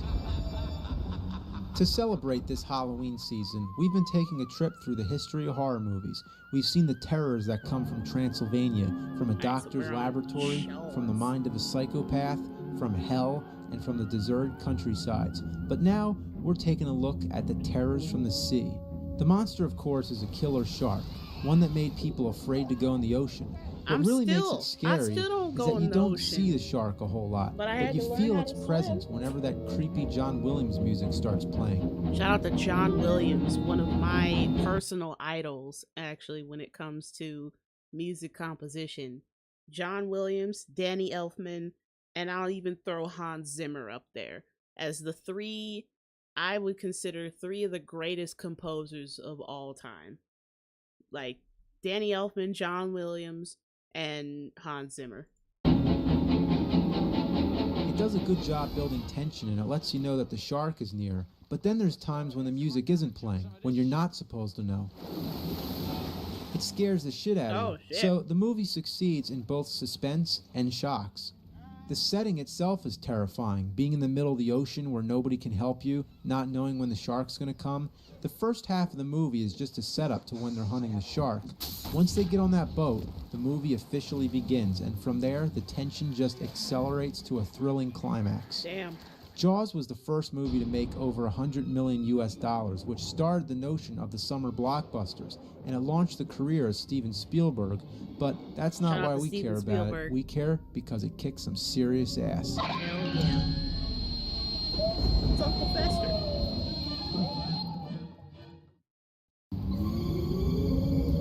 It's October. It's the Halloween season. It's Cinemassacre's Monster Madness. We're in the late 70s now in our history of horrors. We're in the 70s now. The box office is dominated by all the new blockbusters. Movies like Jaws and Star Wars. Big movies like these were all the craze. But here comes along... Really? The author of this book felt so bad they became an activist for sharks? Like, I'm sorry, you just implanted that fear into everybody's heads, bro. If people didn't like sharks before, by God. Like, shark fin soup stocks went through the fucking roof. The Japanese were like, oh yeah, we have an excuse to kill these assholes now. Even though they did nothing wrong. I'd argue dolphins are the bigger jackasses. On Halloween, independent, super low budget, but nobody would expect it to become one of the most successful independent films of all time. Not only was it a smash hit, it started the slasher genre. Not that the groundwork wasn't already established, but Halloween brought the formula to the mainstream and set the rules for the genre.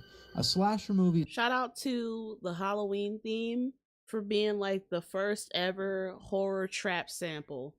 Like, cause I'm telling you, this simple melody, but it goes hard on some 808s. Is defined as a movie with a body count, a killer also, shout who out to sneaks Jamie Lee about Curtis and murders all the main characters one after yes, another. Yes, the mom from Freaky Friday. After all the sequels, rip-offs, and the remake, many people forget what the original was like. One thing, there was no blood, or hardly any, nothing graphic. Halloween uses suspense and atmosphere as its tool. The soundtrack is one of the most recognizable and effective horror scores ever conceived. Only in white neighborhoods where you hear your mother screaming hysterically and your first reaction isn't, oh my god, let me grab the gun, something is clearly wrong. Only in white neighborhoods. Y'all little white kids don't give a fuck about your parents. This bitch is literally screaming bloody murder. And he's like, you're a loser, mom. Like, open the door, you little fuck. Like, I'm telling you, if my kids ever did some shit like that to me, when I survive, ain't no if about it, I'm gonna kill that motherfucker. I'm gonna be like, look, I'm sending you to the church. I'm sending you back to God, cause we're not gonna talk about no, cause I literally you didn't hear me screaming for my motherfucking life outside, while people pulling up with knives and chainsaws and shit. Yeah, the way I would have returned that little bastard to sender. I'd be like, God, take it back. It's defective. Clearly, it doesn't care about my survival. Hello, Fenris. Welcome. We are looking at classic horror movies. We're watching Cinemassacre's Monster Madness.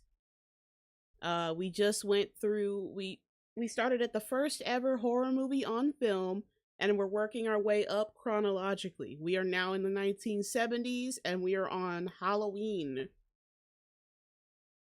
Yeah, now I'm gonna play his back. Like, what a little shit. Fuck this little kid. One thing, there was no blood, or hardly any, nothing graphic. Halloween uses suspense and atmosphere as its tool. The soundtrack is one of the most recognizable and effective horror scores ever conceived. Yeah, fuck that little shit. Donald Pleasance would never is babysit fantastic for that as little Dr. bastard Loomis. again. I met this 6-year-old child with this blank, pale, emotionless face and the blackest eyes, the devil's eyes. Jamie Lee Curtis is also great as Laurie Strode, the Scream Queen as she's known. Her mother, Janet Leigh, is also famous for Psycho. But the most celebrated character in this film is the killer Michael Myers. I did not know they were related. What? See, we're learning something new. Janet Leigh is Jamie Lee Curtis's mother. Did not know that. Is that Dr. Caligari's for the first? Yes, yes it is. The Cabinet of Dr. Caligari.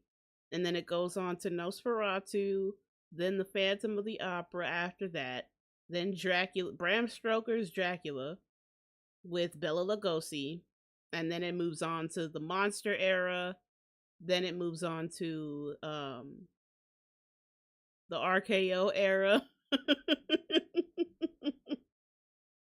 We just went through the whole silent, golden age, and silver screen films. So now we're on to the 70s. That's the mother that I mixed up with George Clooney's. Oh, okay. So no, she is in fact Jamie Lee Curtis's mother. I did not know that. Whose face is The always more covered you by a know. mask, a William Shatner mask painted white. Well, this character is so popular that he just can't be left alone. Halloween 2 killed him off, and Halloween 3 started fresh. Originally, the series was meant to be a different Halloween-themed story each time. Think about it, the title is Halloween. There's a million things that could happen on Halloween, so part 3 was a completely different subject. There's even a scene where they're watching the first Halloween as sort of a joke or a tribute, but everybody hated it. Not so much whether or not it was a good movie, but the problem was everybody was confused why Michael Myers wasn't in it. So due to the audience's demand, they brought him back for a never-ending string of sequels, and recently a remake. It all started as a little independent film, but I now saw the it's Rob been Zombie raped remake. into a It's franchise. actually pretty good.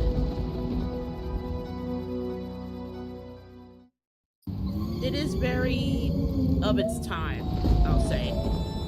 It's Specifically Cinemassacre's with the Monster abusive Madness. household and the redneck alcoholic father. Now we're getting to the gory stuff. A decade we after go. George Romero shocked the world with Night of the Living Dead, he does it again with a color sequel which also stands on its own. The cast is new, it doesn't require those seeing the first effects. movie, but the backstory is the same. There's an epidemic of zombies Just walking around murking eating zombies. people, and everybody tries to survive. A group of people hide out in a shopping mall, which is the perfect setting because all the stores offer great scenarios and comedic effect.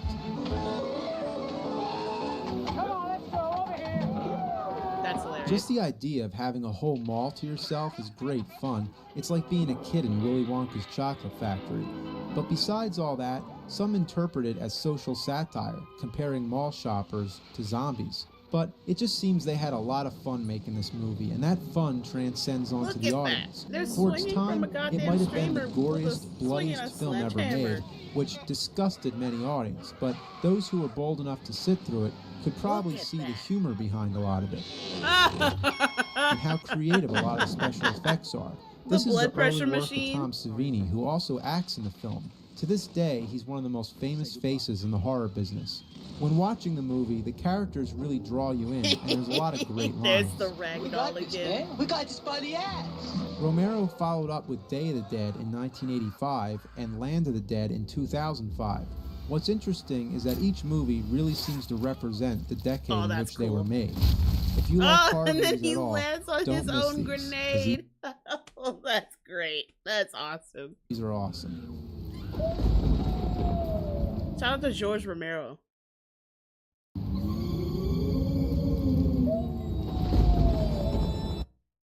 Halloween 3 had that god-awful theme song. There was a second Rob Zombie Halloween? I thought he only rebooted the first one. There was a second one? And apparently it's absolute booty cheeks? That's probably why I haven't Cinemassacre's seen Monster it. Madness. In Oh our my God. history of horror films, we started with the classic chillers, the 50s monster movies, the British new wave of gothic thrillers, if I dare to call it, and the slasher flicks. The So let's chicken take a look squirted back on at me, the y'all. 50s for one brief moment. What do we usually see? Monsters that come from outer space. Either the aliens come to us, or we come to the aliens. Well, the movie Alien is basically a big-budget modern remake of a 50s this is a B-movie. fucking It's almost a classic. remake of It, The Terror from Beyond Space. It involves a journey through space in which a hostile alien creature hides aboard the ship and it kills the crew one by one. Essentially, Alien is a slasher movie set in outer space. It employs all the elements of the genre. It has those moments when you know the alien is around, but you don't know when it's going to come out. Once it builds as much tension as possible, something suddenly pops up. That's not the alien. It's a false climax. There's moments which you anticipated for so long, and then when you least expect, that's when it strikes. And the last act of the film is usually spent with one character trying to escape.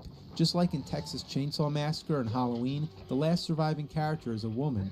She's the only one smart enough, brave enough, or lucky enough to put up a chase and get away, where most of the characters just get killed off. But the really cool thing, the alien plants an egg inside your body. It's a convincing concept that some kind of species would do that, and I can't think of anything more terrifying than having a living creature inside you just waiting to burst out. Another thing at work here is the setting. The whole movie takes place isolated inside this spaceship. The idea of being alone and hunted. The fucking chest burster. I hate it to this day. That's an awesome effect, but I hate it. This was a debut for many actors. Yes. Who was it? Fucking. It was Sigourney Weaver, first and foremost.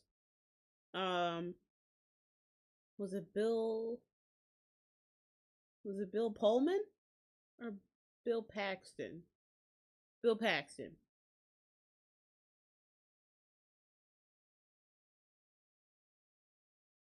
It's one of the two, because people would get their names mixed up all the time. It was either Bill Pullman or I think it was Bill Pullman. Did this one have Lance Henriksen, or was that the second movie that had him in it as Bishop? In this claustrophobic environment, it's been used in many films and video games such as Metroid. It's a scary concept, and as the tagline says, in space, no one can hear you scream.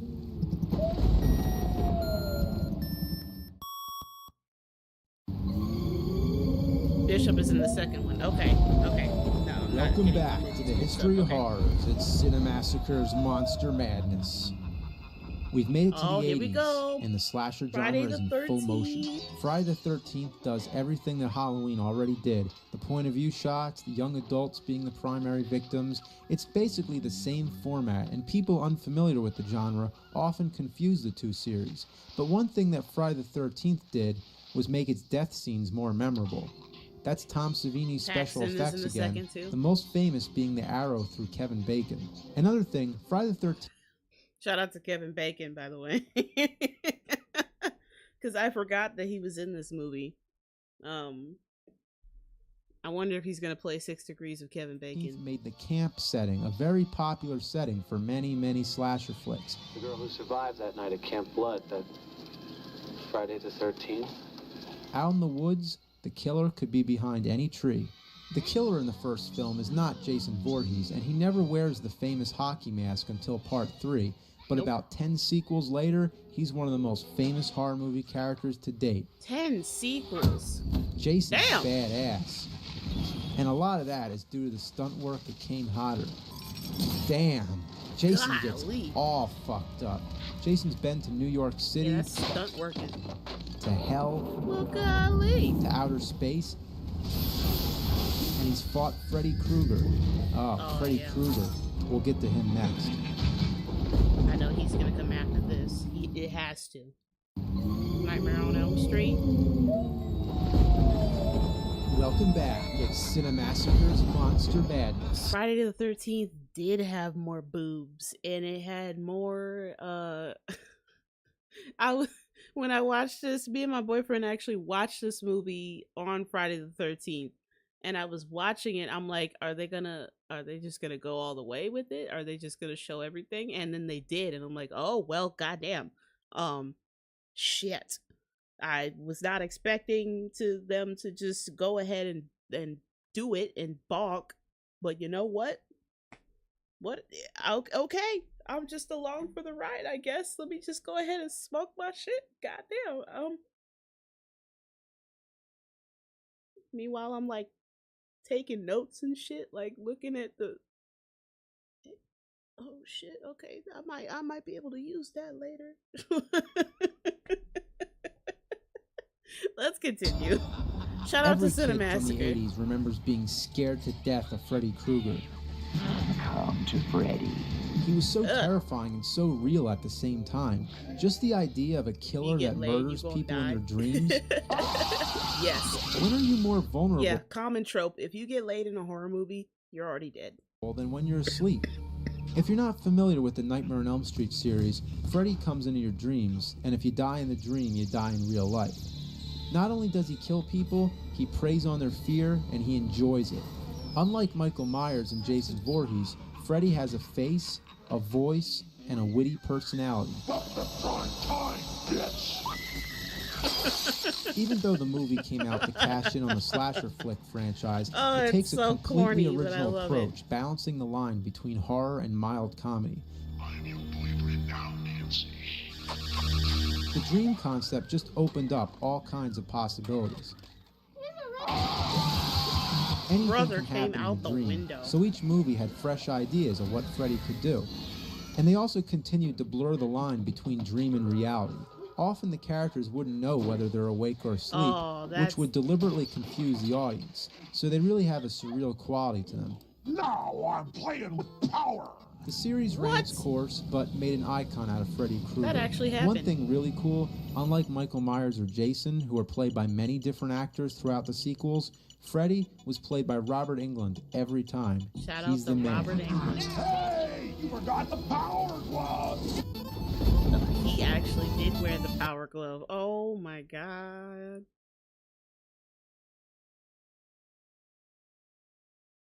My 8 and 9-year-old self giving myself nightmares seeing Jason in Manhattan. Johnny Depp debut. Did he debuted in Nightmare on Elm Street or Jason in Manhattan? Cause I didn't know that. That's interesting. Oh, that's crazy seeing all these like big name actors and where they started. Oh, I hope we get to something with Billy Zane in it, or oh my god, I can't wait.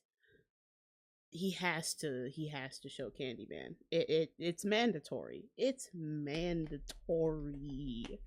If I don't see Tony Todd at least once, I'm gonna lose it.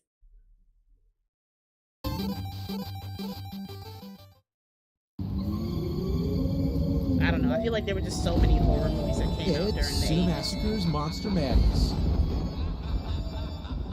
In our history of horror films, we've made our way to the 80s, touched upon the slasher genre, zombie genre, and introduced some of the most famous horror icons ever. But one of the most outrageous of all the horror franchises is the Evil Dead trilogy. To this day, there are few that are able to balance humor, horror, atmosphere, and creative camera work. The plot of the Evil Dead movies is not about zombies or a killer, but a book. The Book of the Dead, centuries old, inked in blood, bound in human flesh, and with the power to summon all kinds of crazy monsters. Swallow this. There are no rules to these movies. Anything can happen.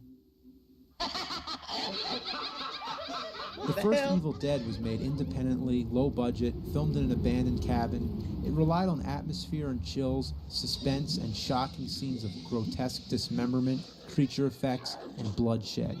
The stop-motion sequence at the end is definitely a highlight.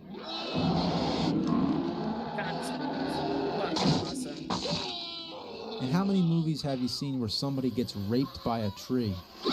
But Evil Dead 2, this is where things really start to pick up. That's like Director Sam Raimi comes up with a lot of really interesting camera moves, a trademark of his which he'd employ on his Spider-Man movies.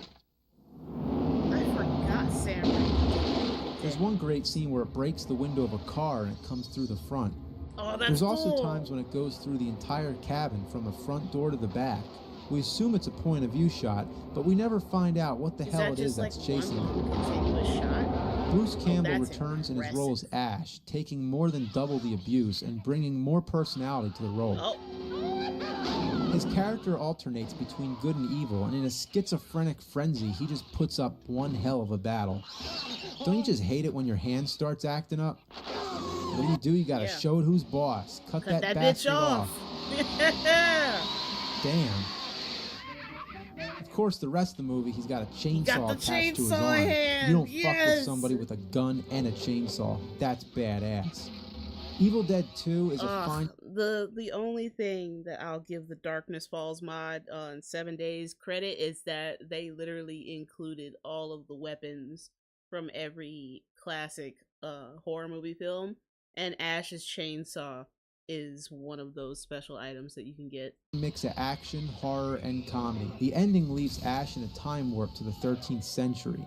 Evil Dead 3, or the Medieval Dead, would end up being called Army of Darkness because the producers wanted to appeal to a wider audience. Unfortunately, most people didn't appreciate its slapstick humor, but fans like me consider it to be one of the funniest movies ever made. By now, there's not a whole lot of horror. It's more like an action comedy, but it's great.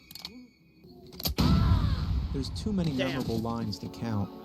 Give me some sugar, baby. I got news for you, pal. You ain't leading but two things right now. Jack and shit. And Jack left town.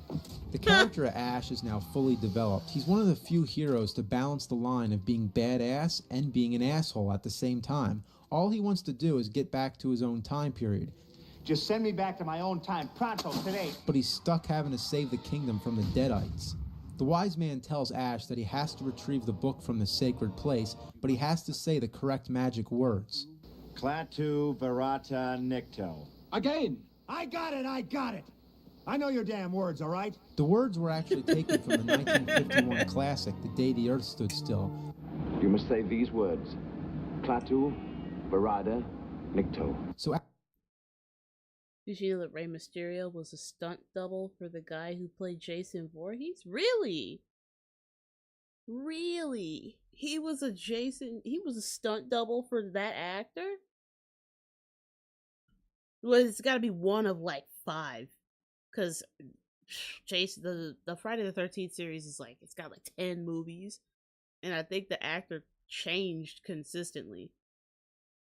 But that's cool. He like already had a career in stunt work. Ash has to say these words or else all hell is going to break loose.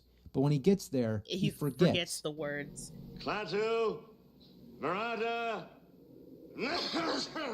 The whole joke is that we're stuck with this incompetent hero. Look, maybe I didn't say every single little tiny syllable, no, but basically I said them, yeah.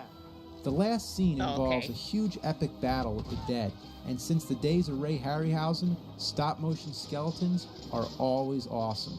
The Evil Dead trilogy is a huge fan favorite of the whole genre, and fans have been eagerly awaiting an Evil Dead 4.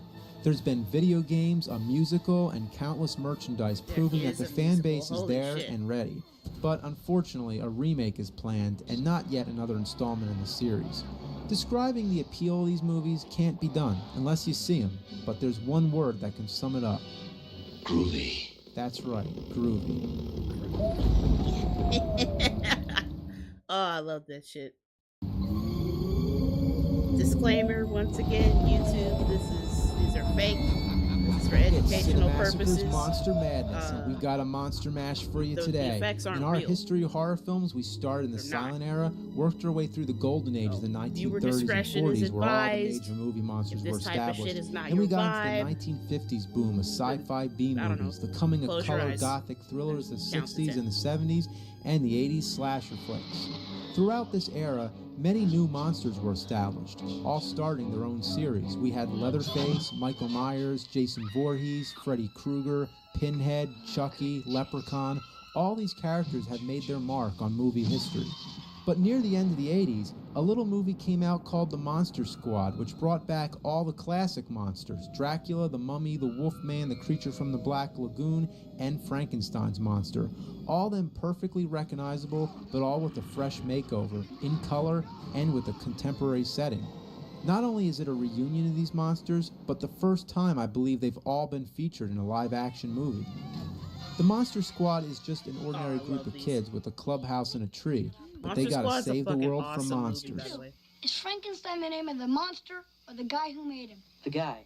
Right. Sounds corny, but for all the right reasons. This is a fun movie. The special effects are great, the spooky scenery is just right on, the comedy's great, everything just fits into place. It also has one of the most famous movie lines since It's Alive. Wolfman's got nards. Wolfman werewolf does have killed nards. By, not a kick in the nards, but a silver bullet. Now, did you ever wonder what would happen if you cut off a werewolf's head or blew him up?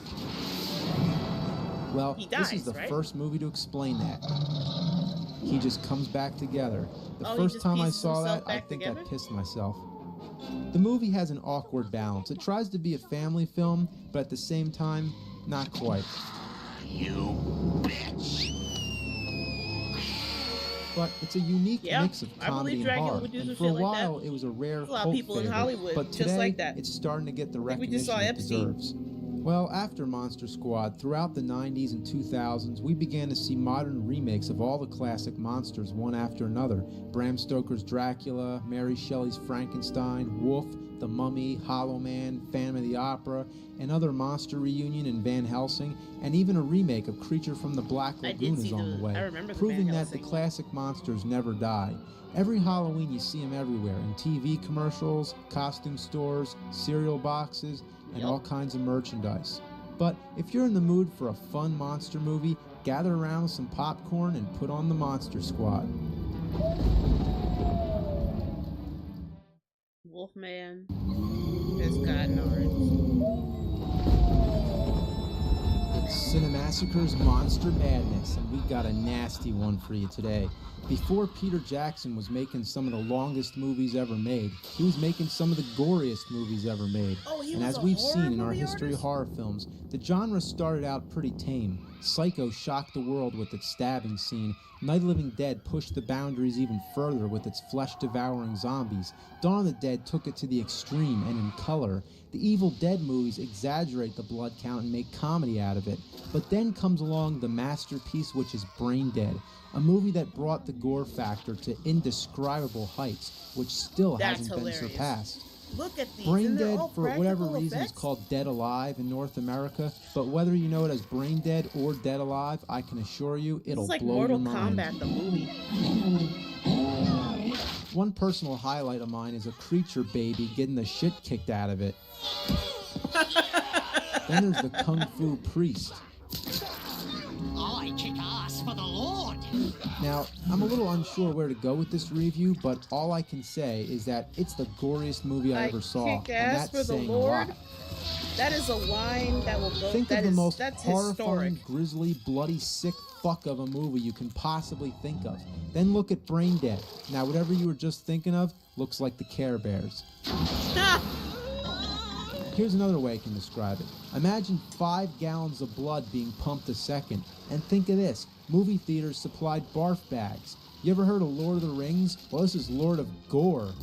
And seriously, it's fucking nasty. I'm speechless every time I see it. Yeah, shit. Even I'm seeing it for the first time, and I'm just like, oh my god.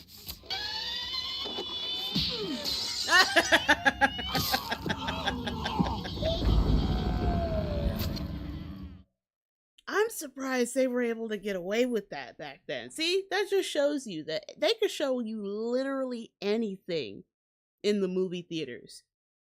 And as long as it had an R rating, you were perfectly okay to go and see it. It was, you know, it was goofy, it was campy, it was over exaggerated, an absolute gore fest. I feel like that inspired some sick asshole who directed the Saw movies. Is that James Wan?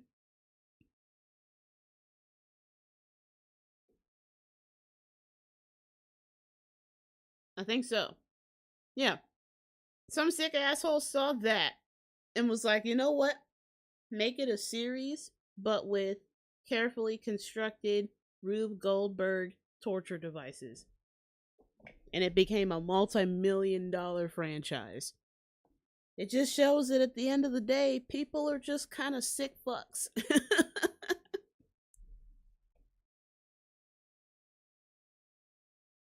Now, you know, the special effects team either had the best time ever or it was a pain in the ass at the same time.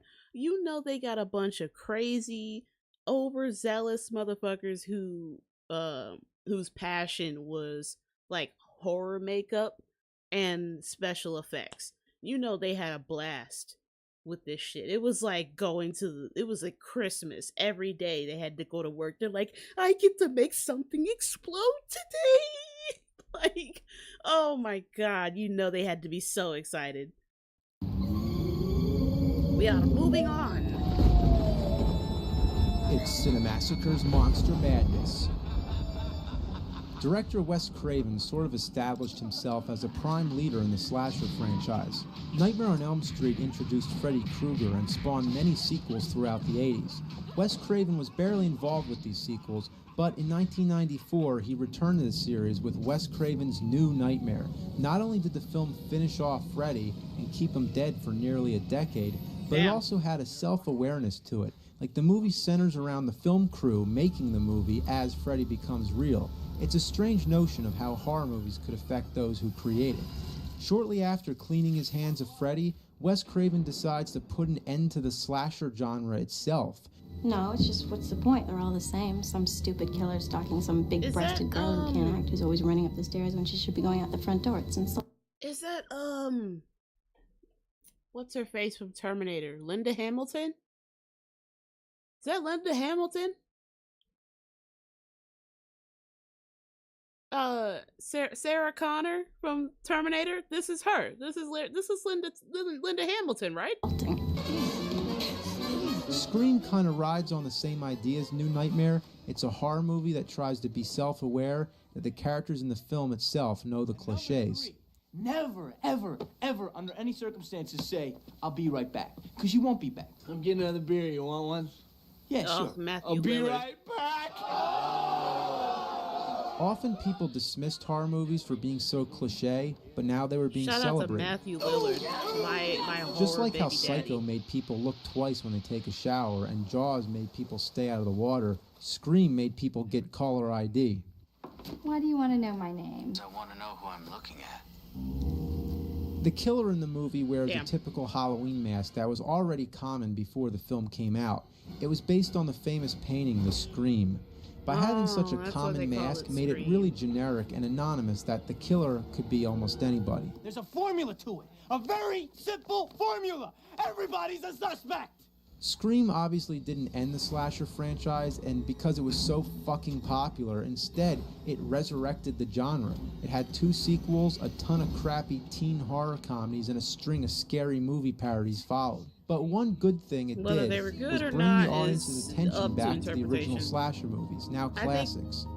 For as example, far as the scary movies go, I think the best, they peaked at 3. They did. That was the last good scary movie, and then they just got worse and worse from there. it was in Scream when a new generation learned that Jason wasn't the killer in the first. Honestly, no, I would argue it peaked at 2. Yeah, Scary Movie 2 was definitely the funniest out of the whole franchise. And then it was just a steady decline from there. Because 3 is funny, but it's not as funny as 2. First Friday the 13th. Listen, it was With Jason. 2 and I 1. saw that movie 20 goddamn times. Then you should know Jason's mother, Mrs. Voorhees, was the original killer. Jason didn't show up until the sequel. Though I think Scream was very overrated in my personal opinion, still I can't If deny that the nerdy modern incels perception of the became slasher genre murderers. owes a lot to it.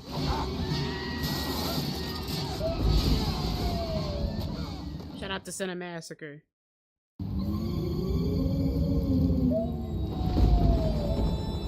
It's Cinemassacre's Monster Madness. Okay, that was Linda Hamilton. You All ever right, hear cool, this bar, cool. the I'm not Titty crazy. Twister? Well, don't go there. It's all vampires. I don't want to hear anything about I don't believe in vampires. Hello, George Because Clooney. I don't fucking believe in vampires. What I believe in my own 2 eyes, and what I saw is fucking vampires. From Dusk Till Dawn was the first horror movie to combine the brilliant writing and acting of Quentin Tarantino with the creative directing and camera work of Robert Rodriguez. The movie starts off pretty serious in I tone, can tell this was a involves 2 Tarantino criminals on the run who take some hostages and flee to Mexico, and when they get there they stop at a bar which turns out is run by vampires. Up till this point, nothing supernatural has occurred. We're halfway into that the effect was movie cool. and it's turned into a drive-in horror flick. But that's what makes it cool. Unfortunately, many people hate to be taken by surprise and dislike anything unconventional. This is a movie you're not supposed to take seriously. You just sit back and enjoy. If you can't see the humor in Tom Savini playing a character called Sex Machine with a cock gun strapped on his crotch, then oh well. The last half is an epic battle with the undead and a display That's of awesome amazing. special effects. Heads explode, vampires melt, vampires burn, vampires turn into rats, vampires get impaled on a table, a heart gets ripped out and stabbed with a pencil. Vampires die in all kinds of ways. They decided that the vampires bleed green because it was easier to pass censorship. The MPAA has no problem with loads of blood, they just hate the color red. It's also interesting to note that the kid doesn't even survive. In fact, as Tarantino says on the commentary, he gets it worse than anybody. The The violence during the vampire half is exaggerated and fun, while the violence in the first half of the movie shows very little, but it's disturbing. It may be for this reason many people feel that the second half ruined it, but the way to think of it is almost like two different films bridged together in the middle by an amazing dance by Salma Hayek. Okay, it was Salma Hayek. Damn! How did I clock that? I saw her face for like a split second, and I'm like, is that Salma Hayek? Okay, apparently I'm just a god at identifying people. What the fuck? But I don't think anybody complained.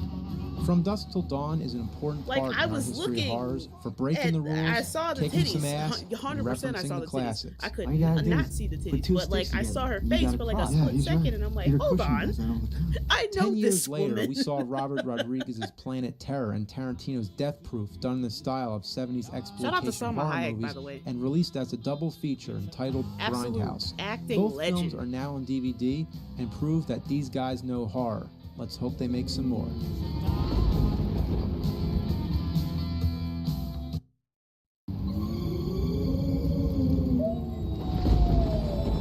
Welcome back to History of Horror Films. It's Cinemassacre's Monster Madness. In the late 1990s, the horror genre began to grow stale. All the classic monster movies were being remade. The slasher franchise had run its course and has been the subject of parody and cliche. We know that horror movies aren't real, but then comes along a horror movie in a documentary format actually suggesting that it is real. The last broadcast details the event. Oh, I thought you were gonna say Blair Witch. Of a cable access show, I love the Blair Witch Project, which the hosts venture into the Pine Barrens of southern New Jersey because that actually to find takes the place legendary Jersey near Devil. where I'm living right now. In the Pine Barrens, that's a southern New Maryland Jersey, legend. live and direct, coming right at you in your living room. They all end up being murdered except for one member of the group, and as a result, he's convicted of the murders. But throughout the movie, we examine their video, and one after another, we uncover evidence that he may not be the killer. Yo, it's Steven Slight. What? Steven Slight. Yo, Steve! Steven! What makes it effective is the build-up. It's just a big puzzle slowly coming together, and we eagerly await what the outcome will be. There were no knife fragments or any evidence of the actual weapon used other than the cuts themselves. It has a really unsettling mood, and that monotone voice of the narrator just enhances that. How, in spite of the remote location of the murders and the rural nature of the people prosecuting Jim, that these were murders of a high-tech age. The last broadcast started a new wave of reality horror, most notably the Blair Witch Project, which brought independent horror back into the mainstream with the same successful gimmick in pretending that it was real. The last broadcast was also shot all on digital video, paving the way for independent filmmakers, and it was the first movie to be broadcast to theaters by satellite, making it an important part in our history of horror films and cinema in general. Skyrocketing it. Blumhouse and A24. Shout out to them.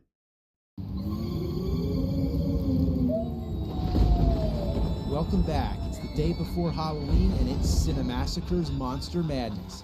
And today we got Elvis, a black JFK, and a mummy in boots and a cowboy hat that sucks souls out of people's assholes. It's Bubba Hotep. Okay, this one's not too important to the horror genre, but it's really funny, so I wanted to give myself a break and do something fun. In Bubba Hotep, Bruce Campbell plays a present-day Elvis who's alive and in a retirement home.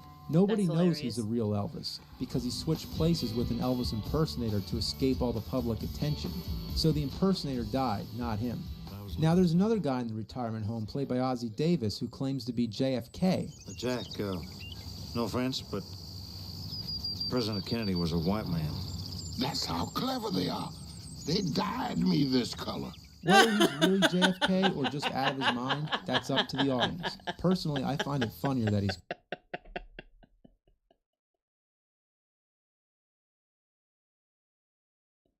Okay.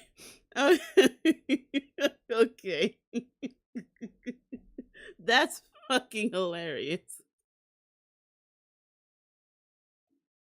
Whew. Okay, I did not expect that to be... I didn't expect to laugh that hard. I'm sorry. That was fucking hilarious. They dyed me this color.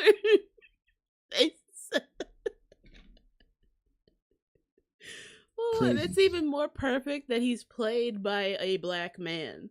and not some white guy in blackface, because it makes it all the more.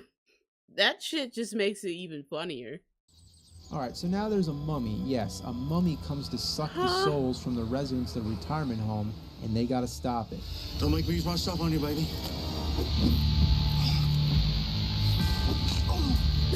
Now, putting these three characters together seems quite random at first, but there's actually a theme going on. Elvis was the king of rock and roll, JFK was the president of the United States, and the mummy was the pharaoh of Egypt. Come and get it, you undead sack of shit.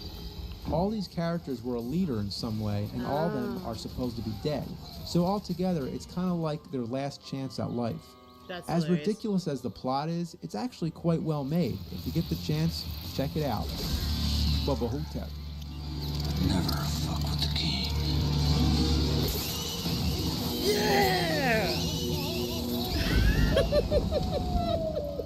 Bubba Hotep, Bubba Hotep, Bubba Hotep. I know, it's so fun to say. Look, Fenris, I didn't mean to laugh that hard. They died me. That shit took me out.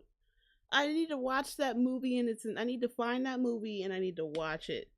I might do a watch party on Twitch, and I'll probably stream on Twitch and Patreon, and just we're gonna watch that movie.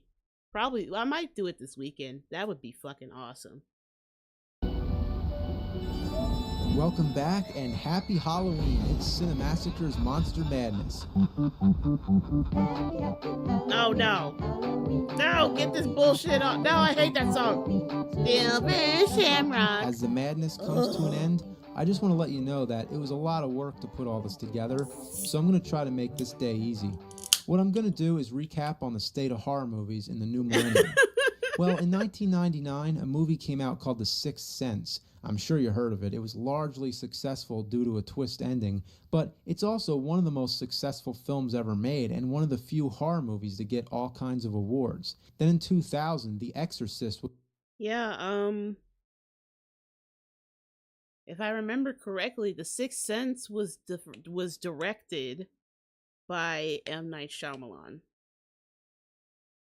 if I'm not mistaken. It was either that or Signs, or both.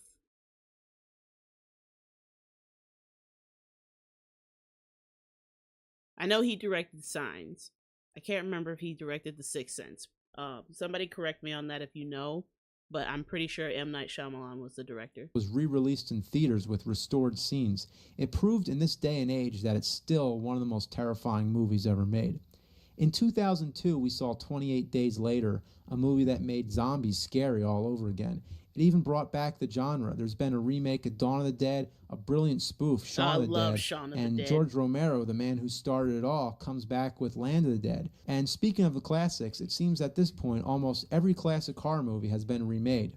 The turn of the century's been polluted with remakes. Remakes of movies that aren't even that old. Remakes of movies that have already been remade. Remakes of sequels. Remakes of really famous movies. Remakes of less famous ones. And prequels. It's no doubt that originality has been down the shitter. But if you look in the right spots, there's still some refreshing and scary movies out there. Oh, hell the no. Japanese horror movies like Ringu and Ju-on, they've been remade in America as The Ring and The Grudge. Still, it's pretty freaky stuff.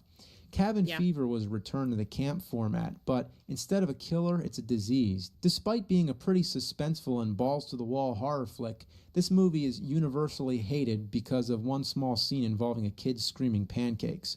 Devil's Rejects was one of my favorites in recent years. Definitely a real sick, demented movie, but one with great characters. The Devil's Rejects. Another Rob Zombie movie. Rob Zombie's been making a name for himself in the horror business. Some may be hit or miss, but he's one to watch. Slither was another pretty good one. It was like a modern-day 50s monster movie, but done really well and with a lot of gross special effects, which were awesome. Horror movies would continue to grow more and more violent. With series like the Saw and the Hostel movies, there's almost a new torture genre. The first two Saw movies I thought were actually pretty good, but by now I think we should all be desensitized by this shit. But, you know, people like We to be kinda have scared been. or disgusted because nothing compares to the horrors of real life. You turn on the news every day, that's the real horror movie right there. So Motherfucker, it's all about preach. escaping the real world. It's fantasy.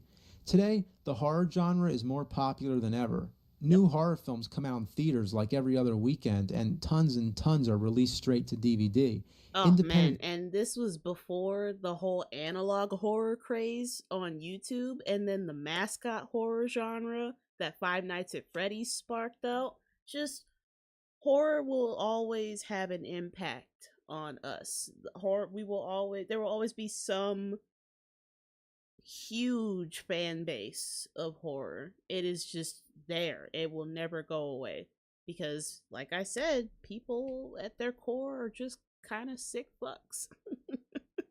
Filmmakers are making them, everybody's making them, and they usually make above average profits for below As a average goth, budgets. I have So no I know I left problems a lot with of movies the out of my little products, like the recap here movies and out of and my shit. whole history as well. 'Cause, It was like hard you to pick said, which ones real to life is review, scarier. so I usually stuck to the real famous ones, but there's a ton of others I could have done. So maybe sometime in the future I can review some more, but it was a lot of work, and to tell you the truth, I'm glad to be done.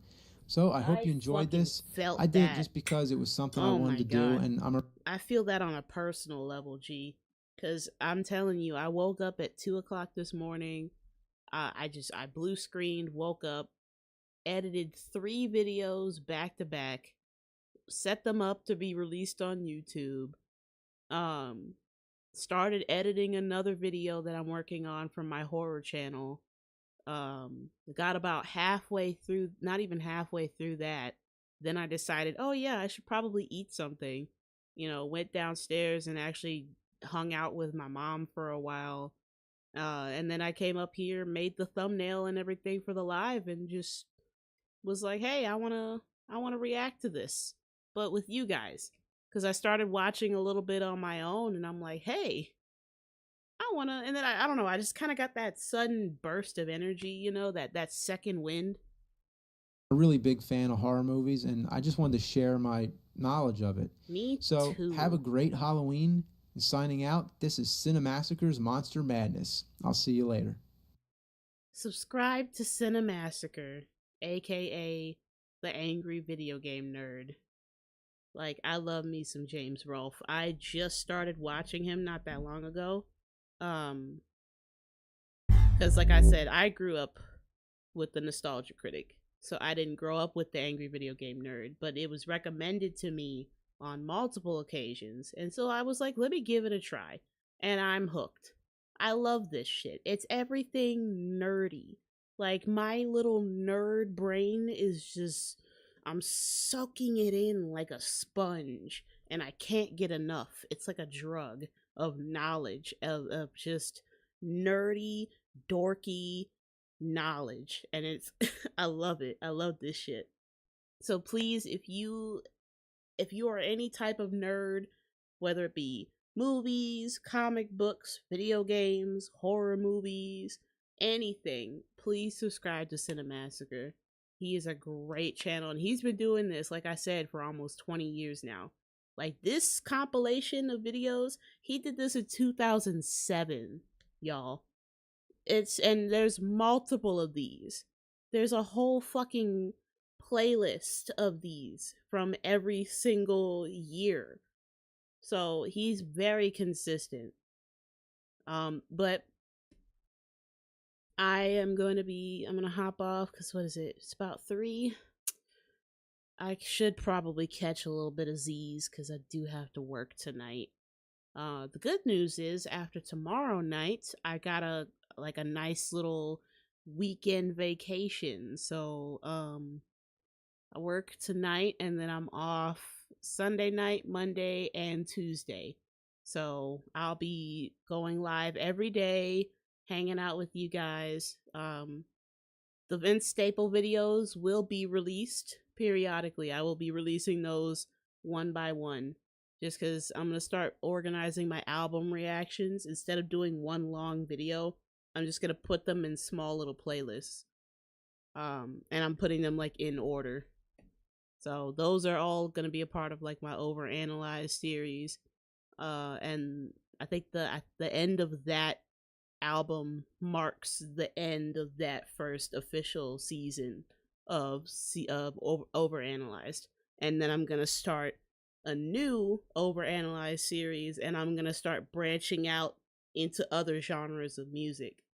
I'm trying to figure, I don't know what song I'll actually like break down to start off that new season, but I'll figure it out. Usually what'll happen is I'll get like a sudden burst of inspiration, and then I'll be like, oh, I want to do this song. And then I'll just do it. So definitely be on the lookout for that. And it's all, I want to start with hip hop first, just because I love discovering new hip hop songs. That's probably how I'm going to debut my effed up lyrics. Yeah, I think that's what I'm going to do.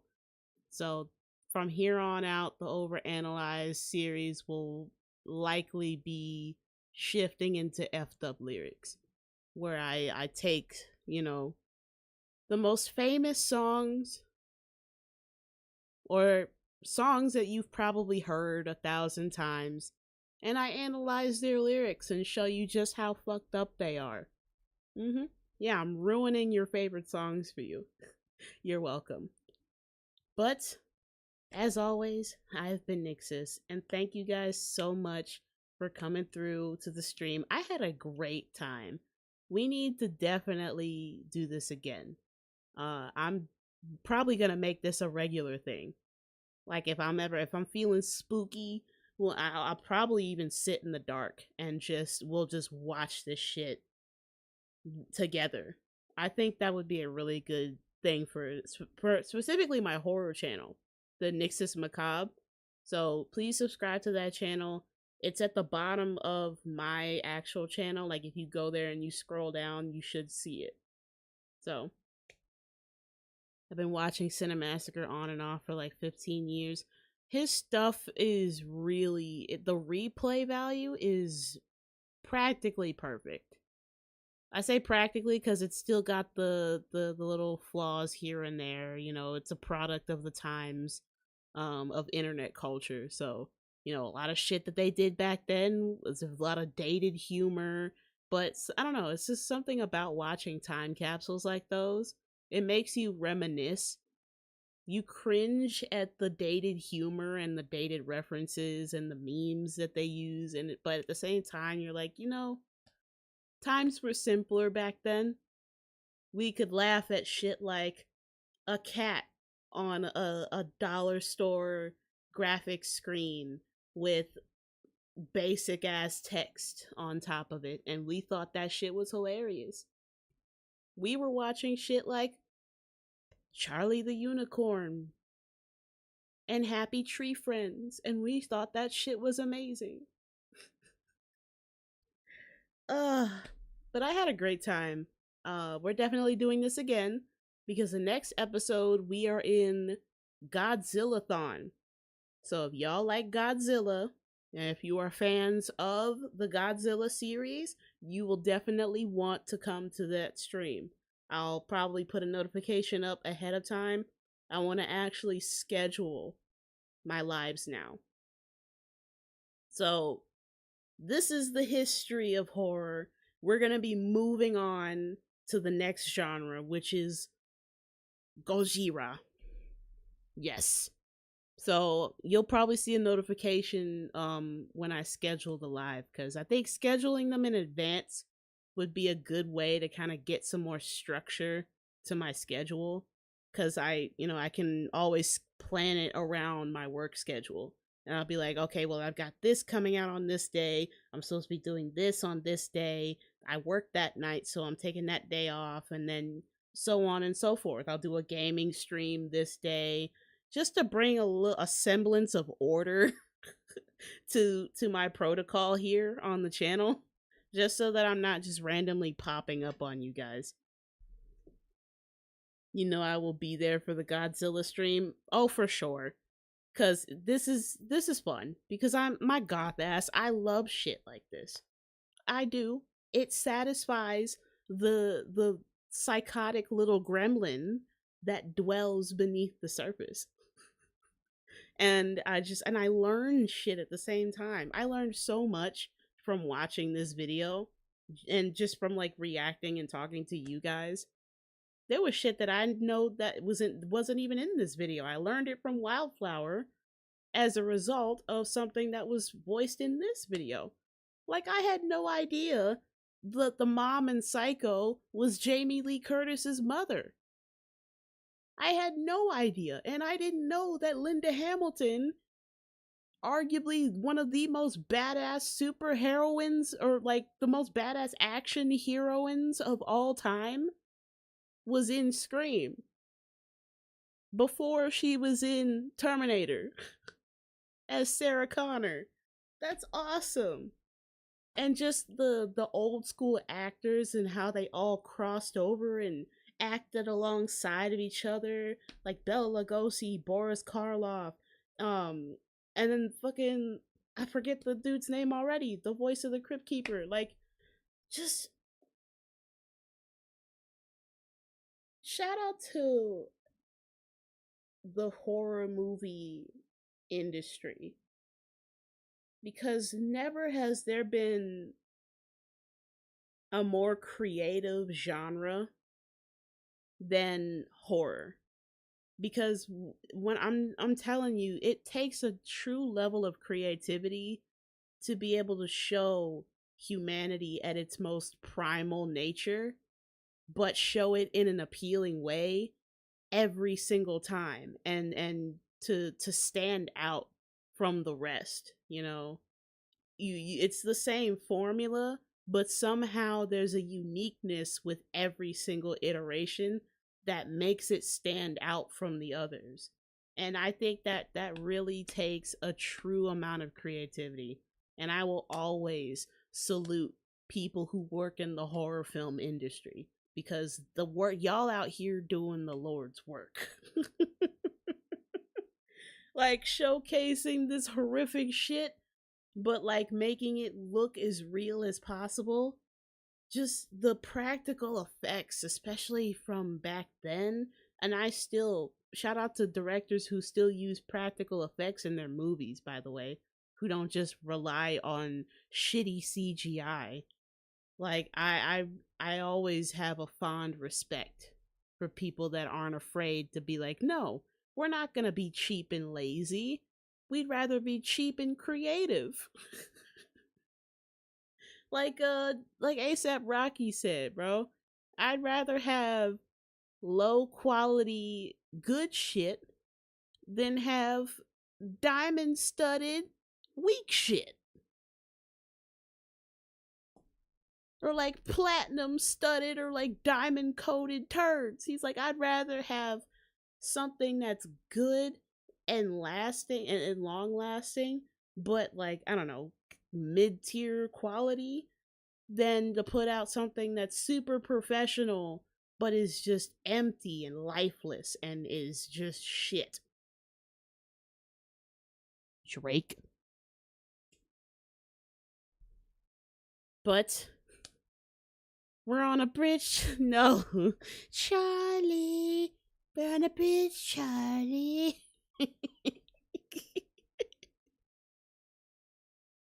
Let me get out of here before I start going down memory lane again. But thank you to everybody who pulled through. Wildflower, Noah, Fenris, Sis, Nunu, wherever you are, I hope you're doing all right. Just thank you for popping in. Keisha, thank you for popping in as well. All you guys have been absolutely amazing. I will catch you guys tomorrow when I get in from work. I will be playing more Super Mario Eclipse. I finally beat that dreaded water level that I wasted like 12 lives on. I think at that point it took me like 4 tries, but I finally beat it, and we can now continue the game. But I didn't want to continue the game without you guys. So the moment I beat it, I stopped and I turned it off.